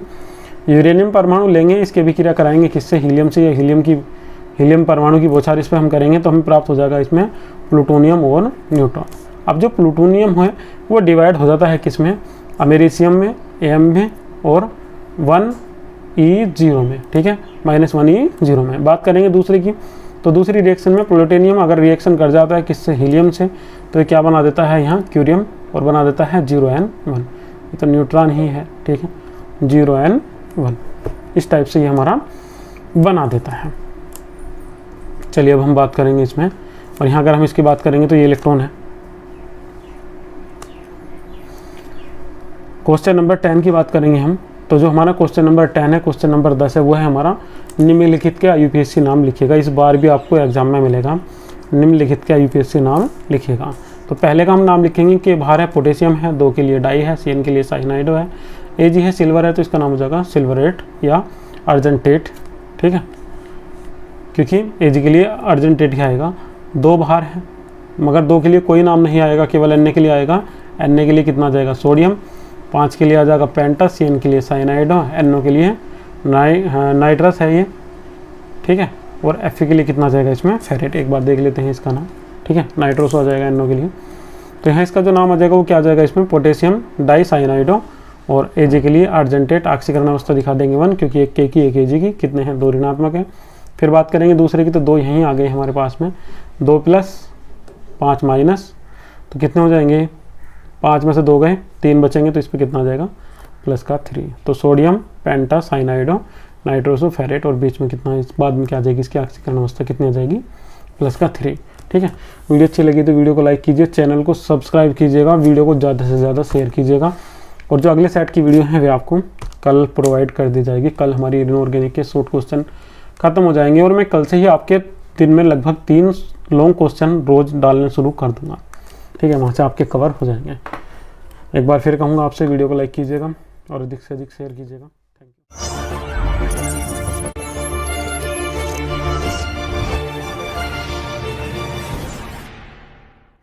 स्टूडेंट्स, आज हम पढ़ेंगे 2017 में आए हुए इनऑर्गेनिक केमिस्ट्री के शॉर्ट क्वेश्चंस, ठीक है। तो चलिए देखते हैं इसका जो पहला क्वेश्चन है वो हमारा क्या है। तो पहला क्वेश्चन जो पूछा हुआ है, ये पूछा हुआ है कि निर्जल कॉपर सल्फेट सफ़ेद होता है जबकि हाइड्रेटेड कॉपर सल्फेट नीला होता है, क्यों? इसकी हमें व्याख्या करनी है। चलिए एक बार देख लेते हैं। इसका आंसर जो होता है वो ये होता है, जो हमारे पास में जो सफ़ेद होता है, वो जो निर्जल कॉपर सल्फेट होता है वो कैसा होता है, सफ़ेद, जबकि जो हाइड्रेटेड कॉपर होता है वो कैसा होता है, नीला। इसका कारण ये है कि जब हाइड्रेटेड कॉपर होता है तो इसमें कॉपर सल्फेट के हाइड्रेटेड आयन पाए जाते हैं, CuH2O का होल 4 और out of bracket 2+ ions. In ions के कारण ही इसका रंग कैसा होता है, नीला, ठीक है। और जब इसमें हाइड्रेटेड आयन नहीं पाए जाएंगे तो उस कारण इसका रंग कैसा होता है, सफ़ेद, ठीक है। तो जो CH4 उसका रंग कैसा होता है, सफ़ेद, और जो हाइड्रेटेड कॉपर सल्फेट होता है उसका रंग कैसा होता है, नीला। इसका कारण आपको समझ में आ गया होगा। चलिए देखते हैं इसका क्वेश्चन नंबर 2। जो दूसरा क्वेश्चन है उसे देख लेते हैं। दूसरा क्वेश्चन है Ti4+ और Ti3+ की तुलना में अधिक स्थायी है क्यों।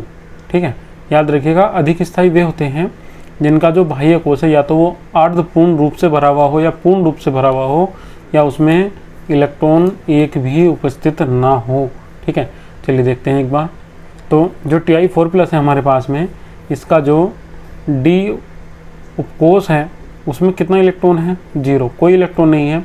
और अगर Ti3+ की बात करेंगे तो इसके D में जो D उपकोश है उसमें कितना इलेक्ट्रॉन है, 1। ठीक है, तो अधिक स्थायी कौन होगा, जिसमें 0 होगा। ठीक है, या याद रखिएगा, अगर किसी में D0 है या D5 है या D10 है तो वे कैसे होंगे, स्थायी होंगे। इन तीनों स्थिति के अलावा और किसी के पास में कितने भी इलेक्ट्रॉन होंगे वो स्थायी नहीं होगा। क्यों, क्योंकि स्थायित्व तो केवल तभी होता है जब वो अर्धपूर्ण रूप से भरा हुआ हो या पूर्ण रूप से भरा हुआ हो या उसमें कोई भी इलेक्ट्रॉन ना हो। ठीक है, चलिए अगला क्वेश्चन देखते हैं, क्वेश्चन नंबर 3। बाकी अगर आप आंसर को इसमें देखना चाह रहे हैं तो ये जो थ्योरी लिखी हुई है ये केवल इसी टाइप से लिखी हुई है। और याद रखिएगा यहाँ एक चीज़ और समझाई गई है, एक समझाया गया है प्रतिचुंबकीय और दूसरा समझाया गया है अनुचुंबकीय। तो याद रखिएगा, इसके पास में एक अयुग्मित इलेक्ट्रॉन है तो ये कैसा है, ये अनुचुंबकीय है, और जो ऊपर का है ये इसके पास में कोई नहीं है तो ये कैसा है, प्रतिचुंबकीय। ठीक है, प्रतिचुंबकीय कब होगा, प्रतिचुंबकीय जब होगा जब इसके पास में कोई भी अयुग्मित इलेक्ट्रॉन नहीं होगा, अर्थात सारे के सारे इलेक्ट्रॉन कैसे होंगे। चलिए बात करें क्वेश्चन नंबर 3 की। तो जो क्वेश्चन नंबर 3 है, जो थर्ड क्वेश्चन है हमारे पास में, वो क्या है, वो है निम्नलिखित के IUPAC नाम लिखिए। तो ये क्वेश्चन हर साल आ रहा है, किसी न किसी का IUPAC नाम पूछ लेता है। ठीक है, तो इस बार याद रखिएगा, एक IUPAC नाम लिखने के लिए तो क्वेश्चन आएगा ही आएगा। तो आपके बिल्कुल 2 नंबर कन्फर्म है। ठीक है, इसके नाम की बात करेंगे तो बाहर क्या आया हुआ है इसमें, K4 के लिए कितना आ जाएगा इसमें, पोटेशियम, 4 के लिए आ जाएगा टेट्रा, और CN के लिए क्या आ जाएगा इसमें, साइनाइडो या साइनो, और Na के लिए क्या आ जाएगा इसमें, निकिलेट। बात करेंगे दूसरे की। ठीक है, तो इसका नाम क्या आ जाएगा, सबसे पहले इसका नाम देखेंगे EN। जो EN होता है ये होता है एथिलीन डाइएमीन, और 2 के लिए इसके लिए क्या लग जाएगा, 20। Cl के लिए क्लोराइडो, और ONO के लिए अगर NO2 लगाते तो नाइट्राइटो लगता, और ONO है तो इसके लिए लग जाएगा नाइट्राइडो। ठीक है, नाम एक बार इसका देख लेते हैं, और ऑक्सीकरण अवस्था लिख देते और बीच में बाद में लिख देते इसका नाम, किसका, Cl का। चलिए देखते हैं पहले का नाम क्या है। तो पहले का नाम है पोटेशियम, 4 के लिए टेट्रा, CN के लिए साइनाइडो, और Na के लिए निकिलेट, और ऑक्सीकरण अवस्था कितनी है इसमें, 1 है। कैसे पता लगा रहे हैं, K कितने हैं, 4, तो 4 K पे कितना आएगा, 4+, किसकी निकालनी है हमें, Na की। एक CN पे कितना है, 1-, तो 4 CN पे कितना है, 4-। ठीक है, याद रखिएगा। तो यहाँ निकिलेट जो है ऑक्सीकरण अवस्था है ये भी हमारी गलत निकली हुई है। चलिए दिखाते हैं आपको क्या है, K4 NiCN का होल 4। ठीक है, तो यहाँ कितना जाएगा, -4, इस पर कोई चार्ज नहीं है, बराबर 0। तो ये कितना हो जाएगा, ये हो जाएगा +4 - 4 बराबर 0। इसका मतलब x बराबर 0। तो इसमें जो यहाँ ऑक्सीकरण अवस्था आएगी वो कितनी आएगी, 0 आएगी भाई, न कि 1। ठीक है, अब सही है। तो ठीक है, अगर ये K3 होता तो यहाँ 1 आ जाता। बात करेंगे दूसरे की। तो यहाँ हमारे पास में EN के लिए कितना जाएगा, एथिलीन डाइएमीन, और सबसे बाद में लिखेंगे 20 एथिलीन डाइएमीन, और Cl सबसे पहला आएगा क्लोराइडो, और ONO के लिए क्या नाम आ जाएगा इसमें, नाइट्राइटो। ठीक है, मोनाइट्रो और ये नाइट्राइटो। फिर इसके बाद में कितना आ जाएगा, ऑक्सीकरण अवस्था दिखा देंगे इसकी, 3rd आ जाएगी। ऑक्सीकरण अवस्था किस तरीके से दिखाएंगे, एक Cl है, एक माइनस, दूसरा Cl है, दूसरा माइनस, ONO पे भी क्या होता है, एक माइनस। तो कितने माइनस हो गए हैं, कुल मिला के 3। EN पे चार्ज कितना होता है, 0। तो यहाँ CO की ऑक्सीकरण अवस्था कितनी आ जाएगी, +3, क्योंकि +3 - 3 = 0। प्लस माइनस का चार्ज कैसा होना चाहिए, इक्वल होना चाहिए। तो ये भी हमारा क्वेश्चन नंबर 3 हो गया है। चलिए बात करेंगे क्वेश्चन नंबर 4 की। तो जो क्वेश्चन नंबर 4 हमारा है वो है हमारा Ln3+ आयन Ln2+ आयन से अधिक स्थायी है क्यों। याद रखिएगा, स्थायित्व तो केवल तभी होगा किसी का भी जब उसका जो बाह्य कोश है या डी कोश है वो अर्धपूर्ण रूप से भरा हुआ है या पूर्ण रूप से भरा हुआ है या उसमें एक भी इलेक्ट्रॉन उपस्थित नहीं है। चलिए एक बार देख लेते हैं। अगर हम बात करेंगे किसकी, Ln3+ की, तो Ln3 प्लस में जो 3d5 है उसमें इलेक्ट्रॉन कितने हैं, 0, कोई इलेक्ट्रॉन नहीं है, ठीक है, उसमें कोई भी इलेक्ट्रॉन नहीं है। और बात करेंगे Ln2 प्लस की, तो इसमें जो डी पोज उपस्थित है इसमें क्या है, 1 इलेक्ट्रॉन है। जब इसमें ये 1 इलेक्ट्रॉन है तो 1 इलेक्ट्रॉन के कारण ये कैसे हो जाएगा, कम स्थायी, और ये इसमें कोई भी इलेक्ट्रॉन नहीं है, बिल्कुल खाली है, तो ये कैसे हो जाएगा, अधिक स्थायी। चलिए बात करेंगे अगले क्वेश्चन की। तो जो हमारा अगला क्वेश्चन है वो हमारा अगला क्वेश्चन क्या है इसे देख लेते हैं। अगला क्वेश्चन है हमारा क्वेश्चन नंबर 5। 4f श्रेणी के तत्व लैंथेनाइड कहलाते हैं, जबकि लैंथेनियम में कोई 4f इलेक्ट्रॉन नहीं है। देखिए इलेक्ट्रॉन तो नहीं है मगर ये गुणों में कैसा करता है, इनसे समानता प्रदर्शित करता है, ठीक है। चलिए देखिएगा, लैंथेनियम 4f श्रेणी का प्रथम तत्व है। इस तत्व के 5d तथा 6s में इलेक्ट्रॉनों की संख्या 4f श्रेणी के तत्वों के समान रहती है, जिस कारण यह इन तत्वों के समान गुण रखता है। यही कारण है कि इसे लैंथेनाइड श्रेणी में रखा गया है और 4f श्रेणी के तत्व लैंथेनाइड कहलाते हैं, ठीक है।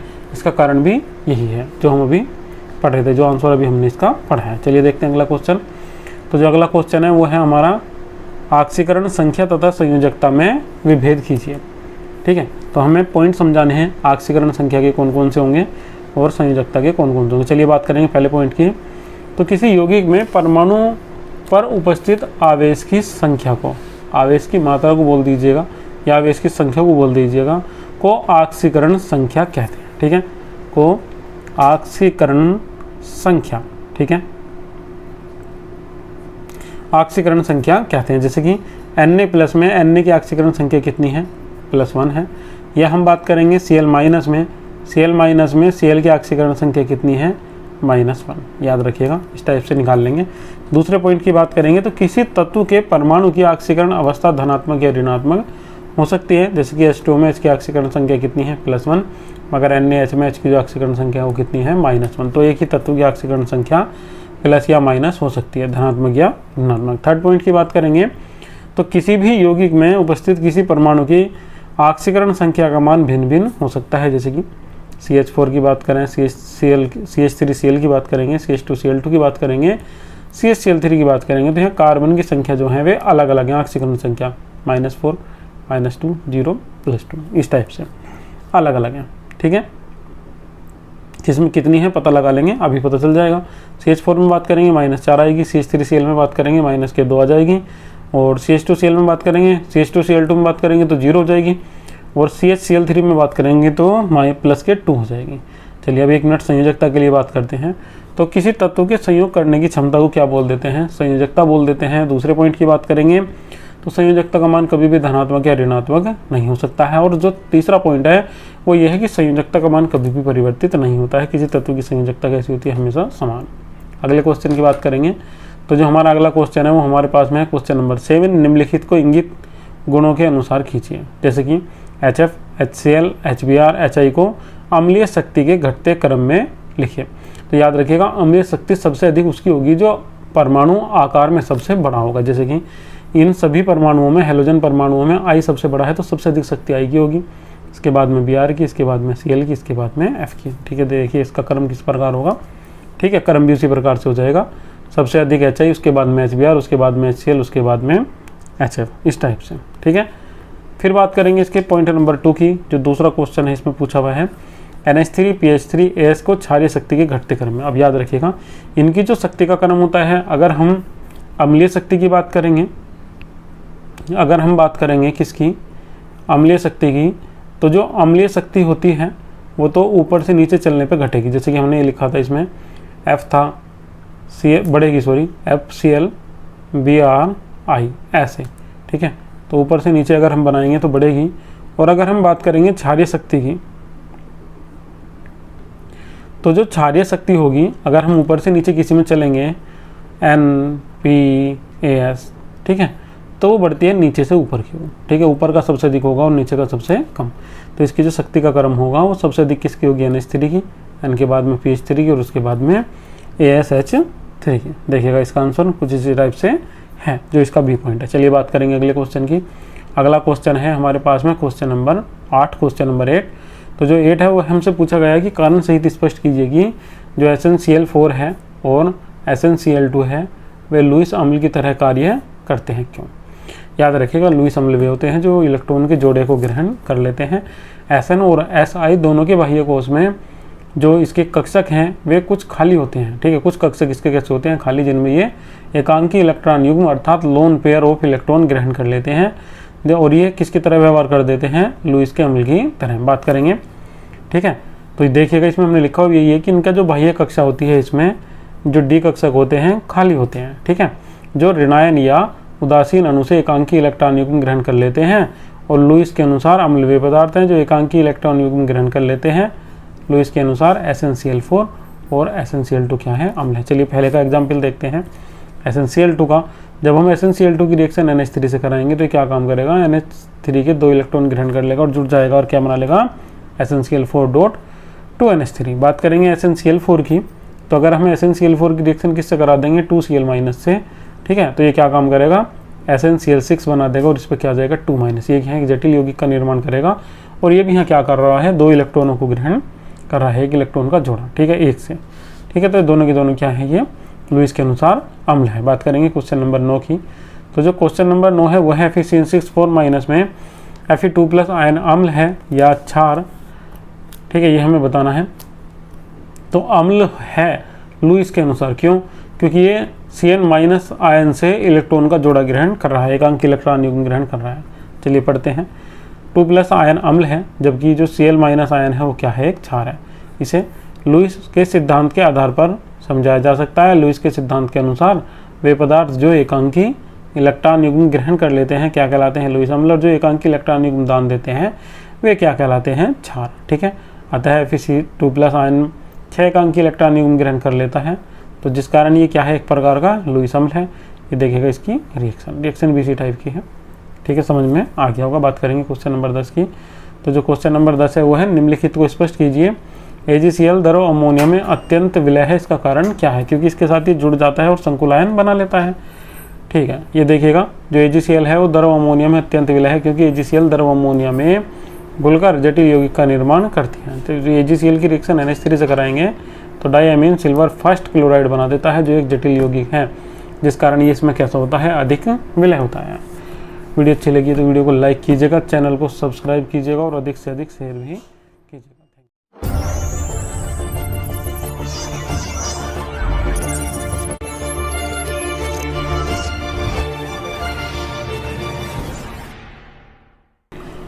तो चलिए स्टूडेंट, बात करते हैं हम जो 2018 में इम्पोर्टेंट क्वेश्चन आए हुए हैं उनकी। तो ये हम पेपरों का सोल्यूशन कर रहे हैं बार बार। तो बात करेंगे क्वेश्चन नंबर 1 की, जो 2018 में आया हुआ है। तो पहला क्वेश्चन आया हुआ है Fe3+ Fe2+ आयन से अधिक स्थायी है। क्वेश्चन का रिपीटेशन हुआ है इसका, याद रखिएगा, क्वेश्चन का रिपीटेशन हुआ है, इसका मतलब क्वेश्चन कैसा है, लड्डू रसगुल्ले के जैसा है, बार बार आ रहा है। तो याद रखिएगा, इस बार भी आने के, इस टाइप के क्वेश्चन आने के चांस बहुत ज़्यादा है, इंपॉर्टेंट क्वेश्चन है। तो ये क्वेश्चन आया हुआ है 2014 में, क्वेश्चन नंबर 2, ठीक है। तो क्वेश्चन कैसा है, बिल्कुल एकदम लड्डू की तरह है, पकड़ लीजिएगा, इसे छोड़िएगा मत। बात करेंगे अगले क्वेश्चन की। इसके लिए आप 2014 की वीडियो देख सकते हैं, जिसमें क्वेश्चन समझाया हुआ है। क्वेश्चन नंबर 2 की बात करेंगे तो 3D संक्रमण श्रेणी आयनों के चुंबकीय गुणों का वर्णन कीजिए। चलिए, जिनमें ऑक्सीकरण अवस्था 2 की उनकी बात करेंगे, ठीक है। तो इसमें क्या होता है, किसमें अयुग्मित इलेक्ट्रॉन है, किसमें कितना नहीं है, कितना मान होगा, उसे हम देख लेंगे टेबल से। चलिए टेबल देखते हैं इसकी। ये हमारे पास में है scandium, titanium, vanadium, chromium, manganese, ठीक है, मैग्नीज है, ठीक है, ferrous, cobalt, nickel, copper, zinc. तो हमने क्या काम करा, हर किसी पे कितना कर दिया है 2+। जब हर किसी पे 2+ लगाएंगे तो इसमें इलेक्ट्रॉनिक कॉन्फ़िगरेशन कितना था, इतना था अपने आप ही। जब 2+ जाएगा, जब तो कम ज़्यादा हो जाएगा, तो नंबर ऑफ अनपेयर्ड इलेक्ट्रॉन कितने होंगे, 1 हो जाएंगे, कम ज़्यादा नहीं होगा। ये होगा 4s में से इलेक्ट्रॉन जाएंगे, इसके जो जाएंगे किसके जाएंगे, 4s के। तो सब में इलेक्ट्रॉन इतने ही होंगे जितने हमने यहाँ शो कर रखे हैं। तो अयुग्मित इलेक्ट्रॉन की संख्या कितना जाएगी, 1 2 3 4 5 के बाद में 4 3 2 1 0। तो हम इसमें फॉर्मूला लगा देंगे और फॉर्मूले से मान निकालने शुरू कर देंगे।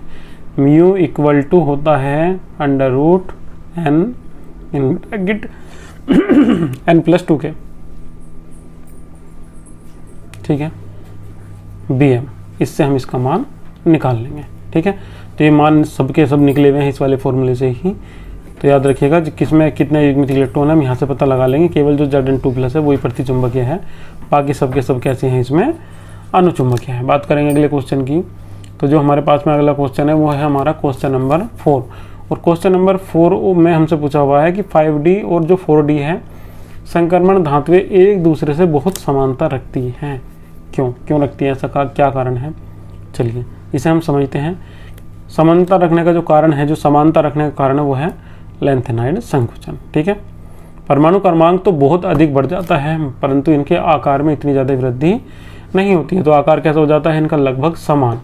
ठीक है, कक्षाओं की संख्या नहीं बढ़ती है, नाभिकीय आवेश बढ़ता है, जिस कारण इनका आकार धीरे धीरे घटता चला जाता है।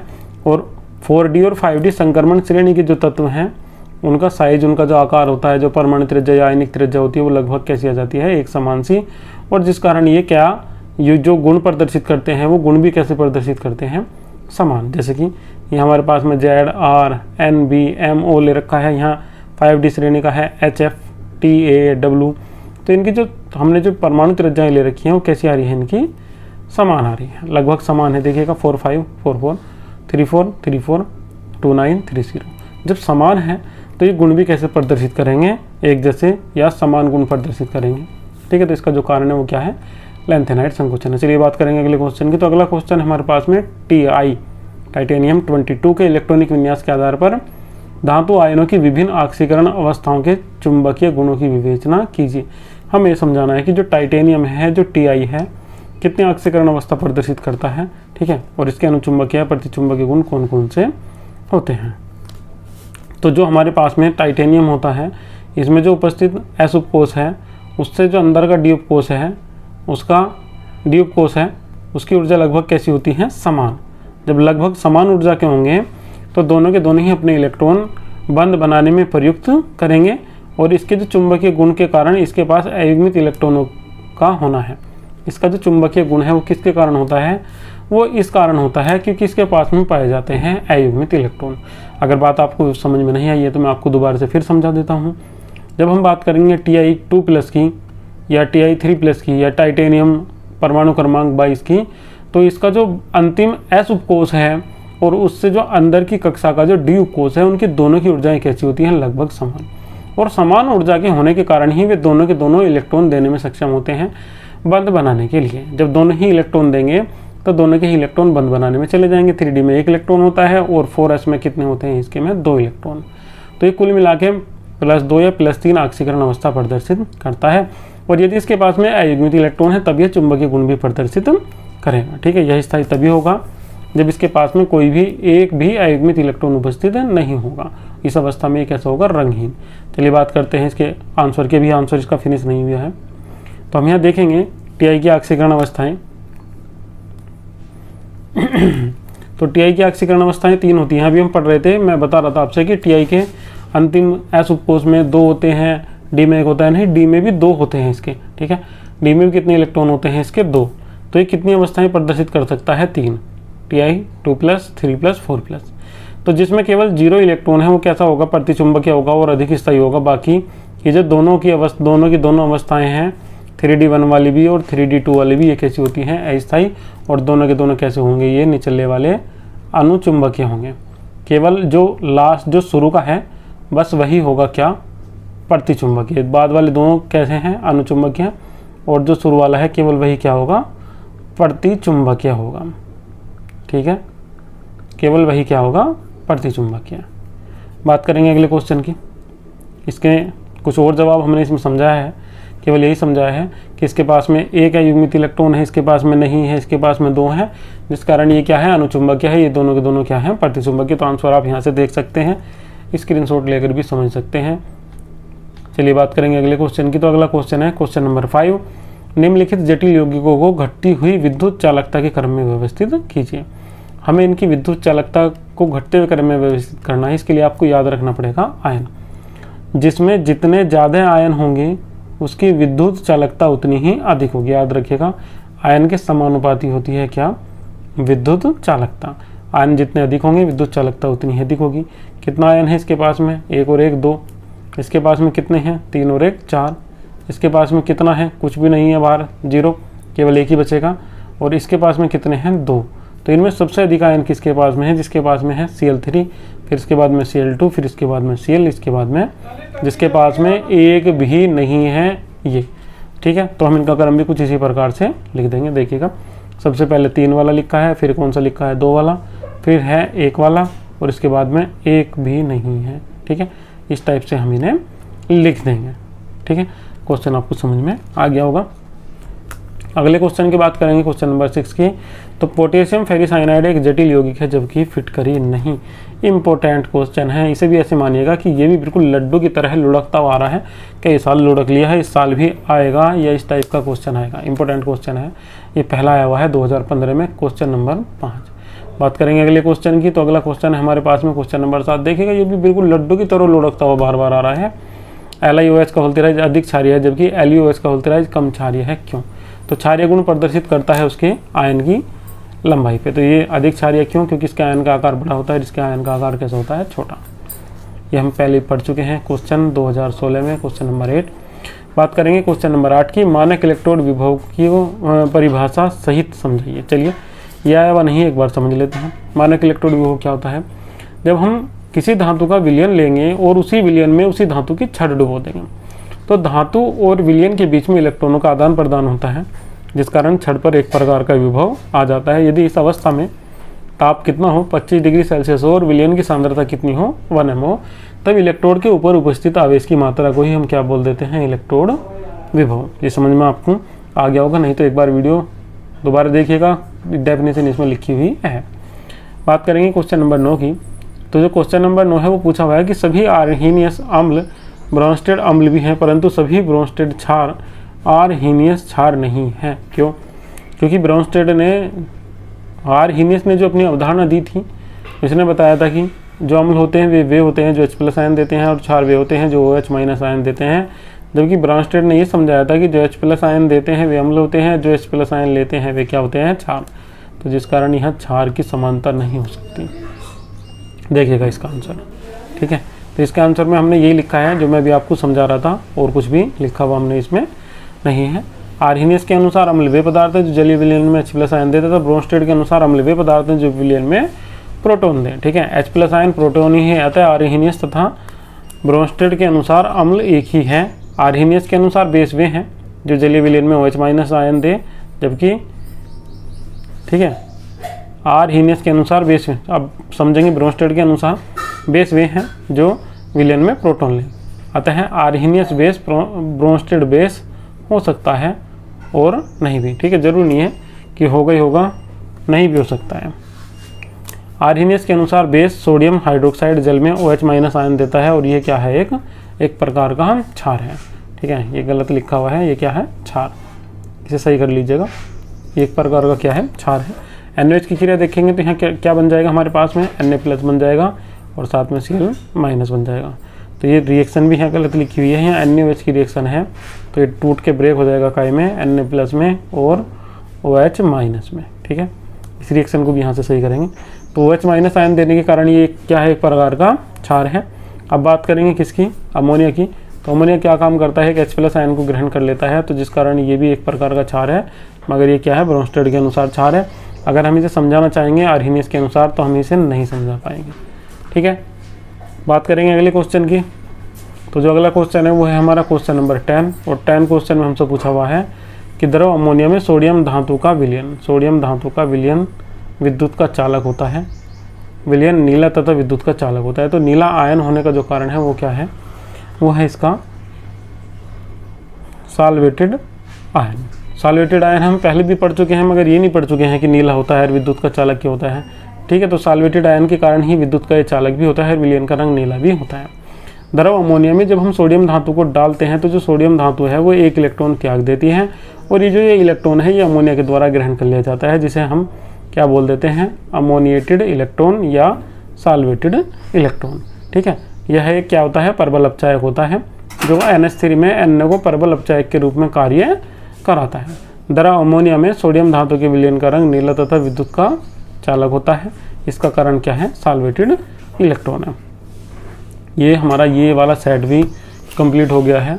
ठीक है, वीडियो अच्छी लगी तो वीडियो को लाइक कीजिएगा, चैनल को सब्सक्राइब।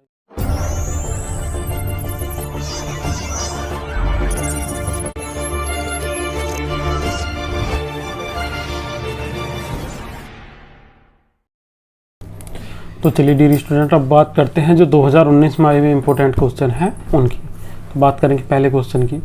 तो जो हमारे पास में फर्स्ट क्वेश्चन है वो फर्स्ट क्वेश्चन Fe2+ तथा Mn2+ आयनों में चुंबकीय आघूर्ण की गणना कीजिए। तो जो चुंबकीय आघूर्ण की गणना है वो की जाती है किससे? अयुग्मित इलेक्ट्रॉनों की संख्या से, और इसका फॉर्मूला होता है μ = n(n+2). अगर हम बात करेंगे Fe2+ की तो इसमें अयुग्मित इलेक्ट्रॉनों की संख्या कितनी है? 4 है।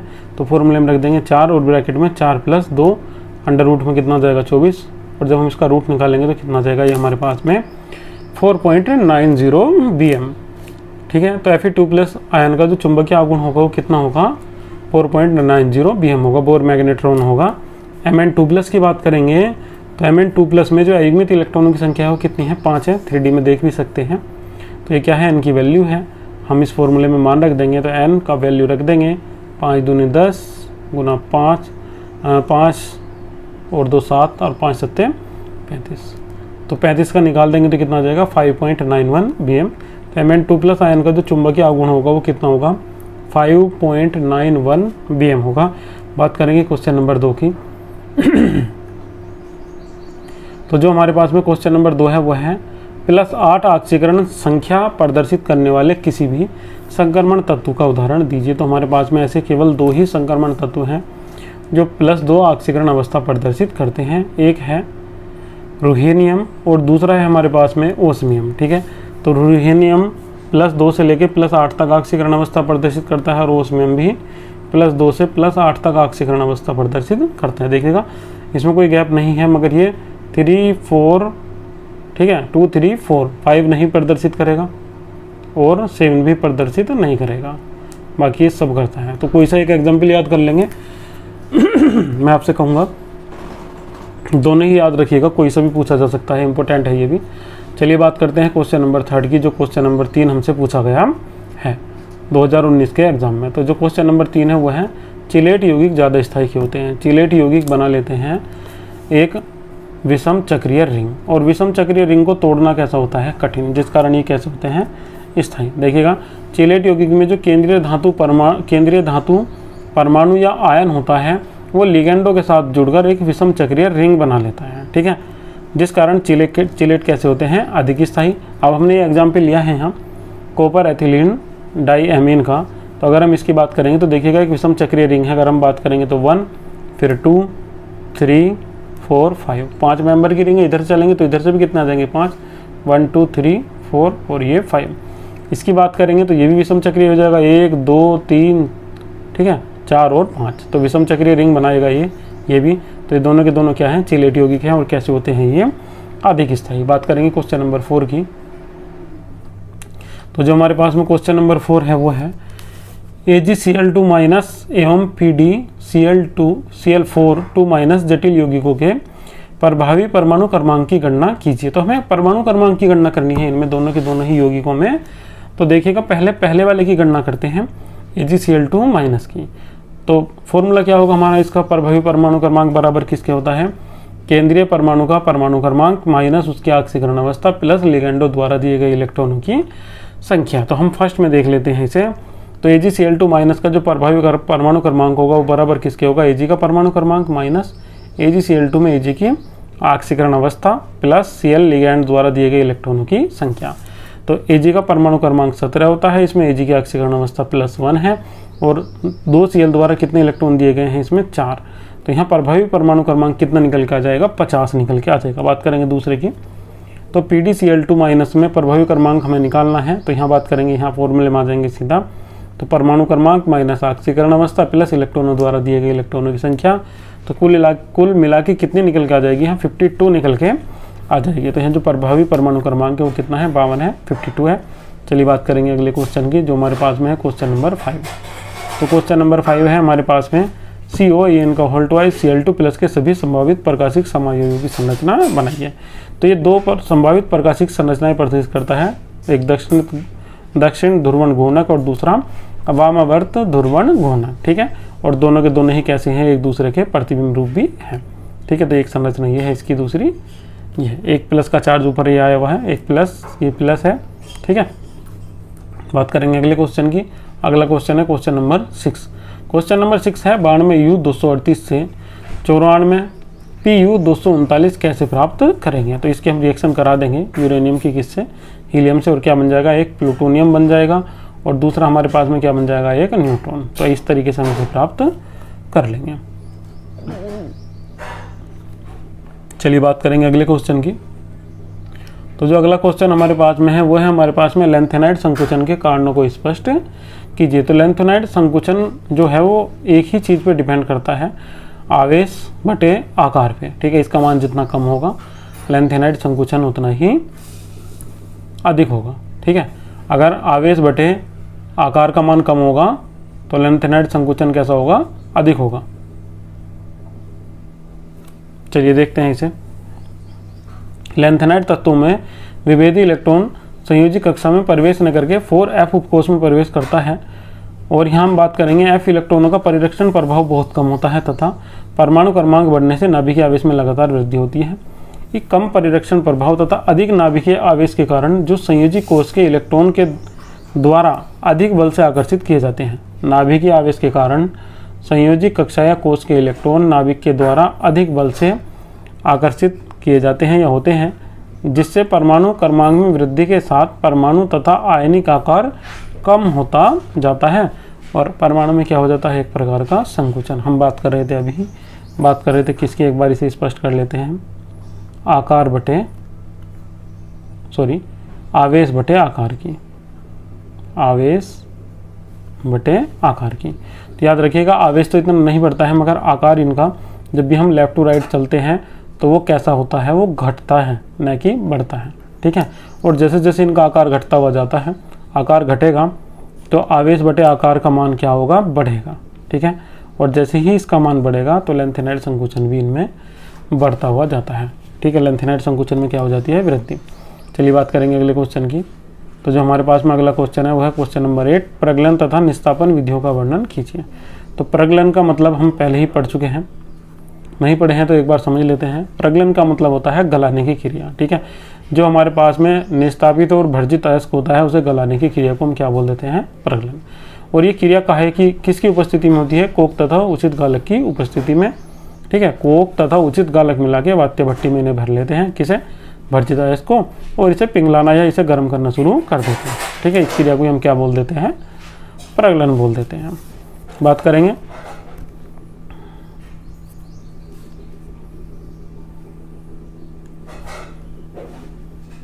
ठीक है, बात करेंगे हम इसमें अभिक्रियाएं कौन कौन सी होती हैं। तो इसमें जो अभिक्रियाएं होती हैं वे कुछ इस प्रकार से होती हैं, जैसे कि हमारे पास में होता है क्यूपरस ऑक्साइड फेरस सल्फाइड से रिएक्शन करता है और क्या बना देता है, क्यूपरस सल्फाइड और FeO। ठीक है, फेरस ऑक्साइड। कुछ और रिएक्शन है जैसे कि फेरस सल्फाइड ऑक्सीजन से क्रिया करके फेरस ऑक्साइड में परिवर्तित हो जाता है, ये रिएक्शन इसकी है FeO वाली। ठीक है, बात करेंगे इसकी अगली रिएक्शन की। तो जो हमारे पास में अगली रिएक्शन है वे है कि जो फेरस ऑक्साइड होता है वो सिलिका ऑक्साइड के साथ में क्रिया करता है और गलित फेरस सिलिकेट के रूप में पृथक हो जाता है, जिसे बोल देते हैं हम धातुमल। अगर धातुमल आपसे एग्जाम में पूछा जाएगा तो आप बता देंगे। ठीक है, और FeSiO3 जो है ये हमारे पास में वो क्या है, एक धातुमल है। प्राप्त क्यूपरस सल्फाइड तथा फेरस सल्फाइड के गलित मिश्रण को क्या बोल देते हैं, मैट। ठीक है, जो हमारे पास में क्यूपरस सल्फाइड था Cu2S और हमारे पास में क्या था, फेरस सल्फाइड FeS, इन दोनों का जो मिश्रण है वो हमारा क्या होता है, मैट होता है। चलिए बात करेंगे अगले पॉइंट की। तो अगला पॉइंट हमारे पास में क्या है, निस्तापन है। और निस्तापन एक क्रिया होती है जिसे वायु की अनुपस्थिति में कराया जाता है। भर्जित अयस्क बाद में हमें प्राप्त होगा। जो हमारे पास में सांद्रित अयस्क होता है, यदि हम उसे वायु की अनुपस्थिति में गर्म कर देते हैं वात्य भट्टी में, तो उसमें जो नमी या वाष्पशील अशुद्धियाँ होती हैं वे पृथक हो जाती हैं और इस क्रिया को हम क्या बोल देते हैं, निस्तापन। ये हम पहले भी पढ़ चुके हैं और यहाँ हमने एक एग्जाम्पल लिया है किसका, मैग्नेसाइट का, जिससे हमें क्या प्राप्त हो जाता है, मैग्नीशिया और कार्बन डाइऑक्साइड। ठीक है, बात करेंगे अगले क्वेश्चन की। तो जो अगला क्वेश्चन है वो है हमारे पास में CrO5 एवं CH3Cl अणुओं में रेखांकित परमाणुओं की ऑक्सीकरण संख्या ज्ञात कीजिएगा। अब देखिएगा CrO5 है हमारे पास में, जब हम CrO5 में Cr की ऑक्सीकरण संख्या ज्ञात करेंगे तो कुछ इस टाइप से निकल के हमारे पास में आ जाती 5 इंटू माइनस का 2 इक्वल टू 0। ठीक है, और यहाँ x की जो वैल्यू आ जाती है वो आ जाती है कितनी, प्लस के 10। जो कि असंभव है। ठीक है, क्रोमियम की ऑक्सीकरण अवस्था कभी भी 10 नहीं हो सकती है। तो याद रखिएगा, जब ऑक्सीकरण अवस्था इसकी 10 नहीं हो सकती है तो हमें इसे याद रखना पड़ेगा कि इसकी कभी ऑक्सीकरण अवस्था ऑक्सीजन की -1 भी होती है, -1/2 भी होती है। तो हम उसी प्रकार से इसकी संरचना को भी एक बार देख लेंगे। तो जो Cr2O5 है, इसमें Cr की जो O की ऑक्सीकरण अवस्थाएं होती हैं, इनमें जो हमारे पास में 4 O है, 4 O की ऑक्सीकरण अवस्था कितनी होती है? -1, और केवल एक ही O की ऑक्सीकरण अवस्था कितनी होती है? 2। तो कुल मिला के यहाँ जो X की अवस्था निकल के आएगी वो कितनी आ जाएगी? +6 आ जाएगी। इसकी संरचना मैं भी आपको दिखा दूंगा, वहाँ से ही हमारा ये क्वेश्चन क्लियर हो जाएगा। बात करेंगे CH3Cl की। तो इसमें CH3Cl में किसकी ऑक्सीकरण संख्या हमें निकालनी है? हमें ऑक्सीकरण संख्या निकालनी है इसमें कार्बन की। और जब हम इसे कार्बन की संख्या निकालनी है तो जिसकी ऑक्सीकरण संख्या निकालनी है उसे हम क्या मान लेते हैं?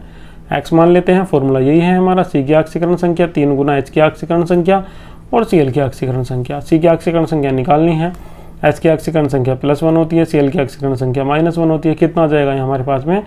X + 2 = 0 या X = -2। तो यहाँ जो Cl के इसकी कार्बन की जो ऑक्सीकरण अवस्था निकल के आएगी वो कितनी आएगी? -2। चलिए एक बार संरचना देख लेते हैं Cr2O5 की। तो इसमें कुछ इस टाइप से संरचना होती है। तो केवल ये वाला O होता है कि इसकी ही ऑक्सीकरण अवस्था -2 होती है। ये भी -1, ये भी -1, ये भी -1, ये भी -1। क्यों? क्योंकि यहाँ भी और यहाँ भी दोनों ही साइड में क्या है? पेरोक्साइड का केस है, और पेरोक्साइड के केस में ऑक्सीजन की जो ऑक्सीकरण अवस्था होती है उसका मान -1 होता है। चलिए बात करेंगे क्वेश्चन नंबर 10 की। तो निम्नलिखित अम्लों में संयुग्मी क्षारों को लिखिए। तो याद रखिएगा, हमें डिवाइड करके देखना है ना। चलिए एक बार डिवाइड ही करके देख लेते हैं। जैसे कि NH4+ आयन है तो हम इसे डिवाइड कर देंगे। तो डिवाइड करने के बाद में ये हमारा क्या बन जाता? NH3 और H+ में। तो H+ क्या है? संयुग्मी अम्ल है, और NH3 क्या है? संयुग्मी बेस। तो वो हमसे पूछा गया था कि संयुग्मी क्षारों को समझाइए। तो संयुग्मी क्षार कौन होगा NH4+ के लिए? NH3 होगा। अगर हम इसे डिवाइड करके देखेंगे H3O को तो ये बना देता है क्या? H2O और H+। तो संयुग्मी बेस कौन है? H2O है H3O+ के लिए। ये आंसर हमारा आ जाएगा। HCO3- की हम बात करेंगे तो इसमें हमारा आ जाता है H+ और CO3 H+ क्या है? अम्ल है। तो संयुग्मी बेस कौन होगा?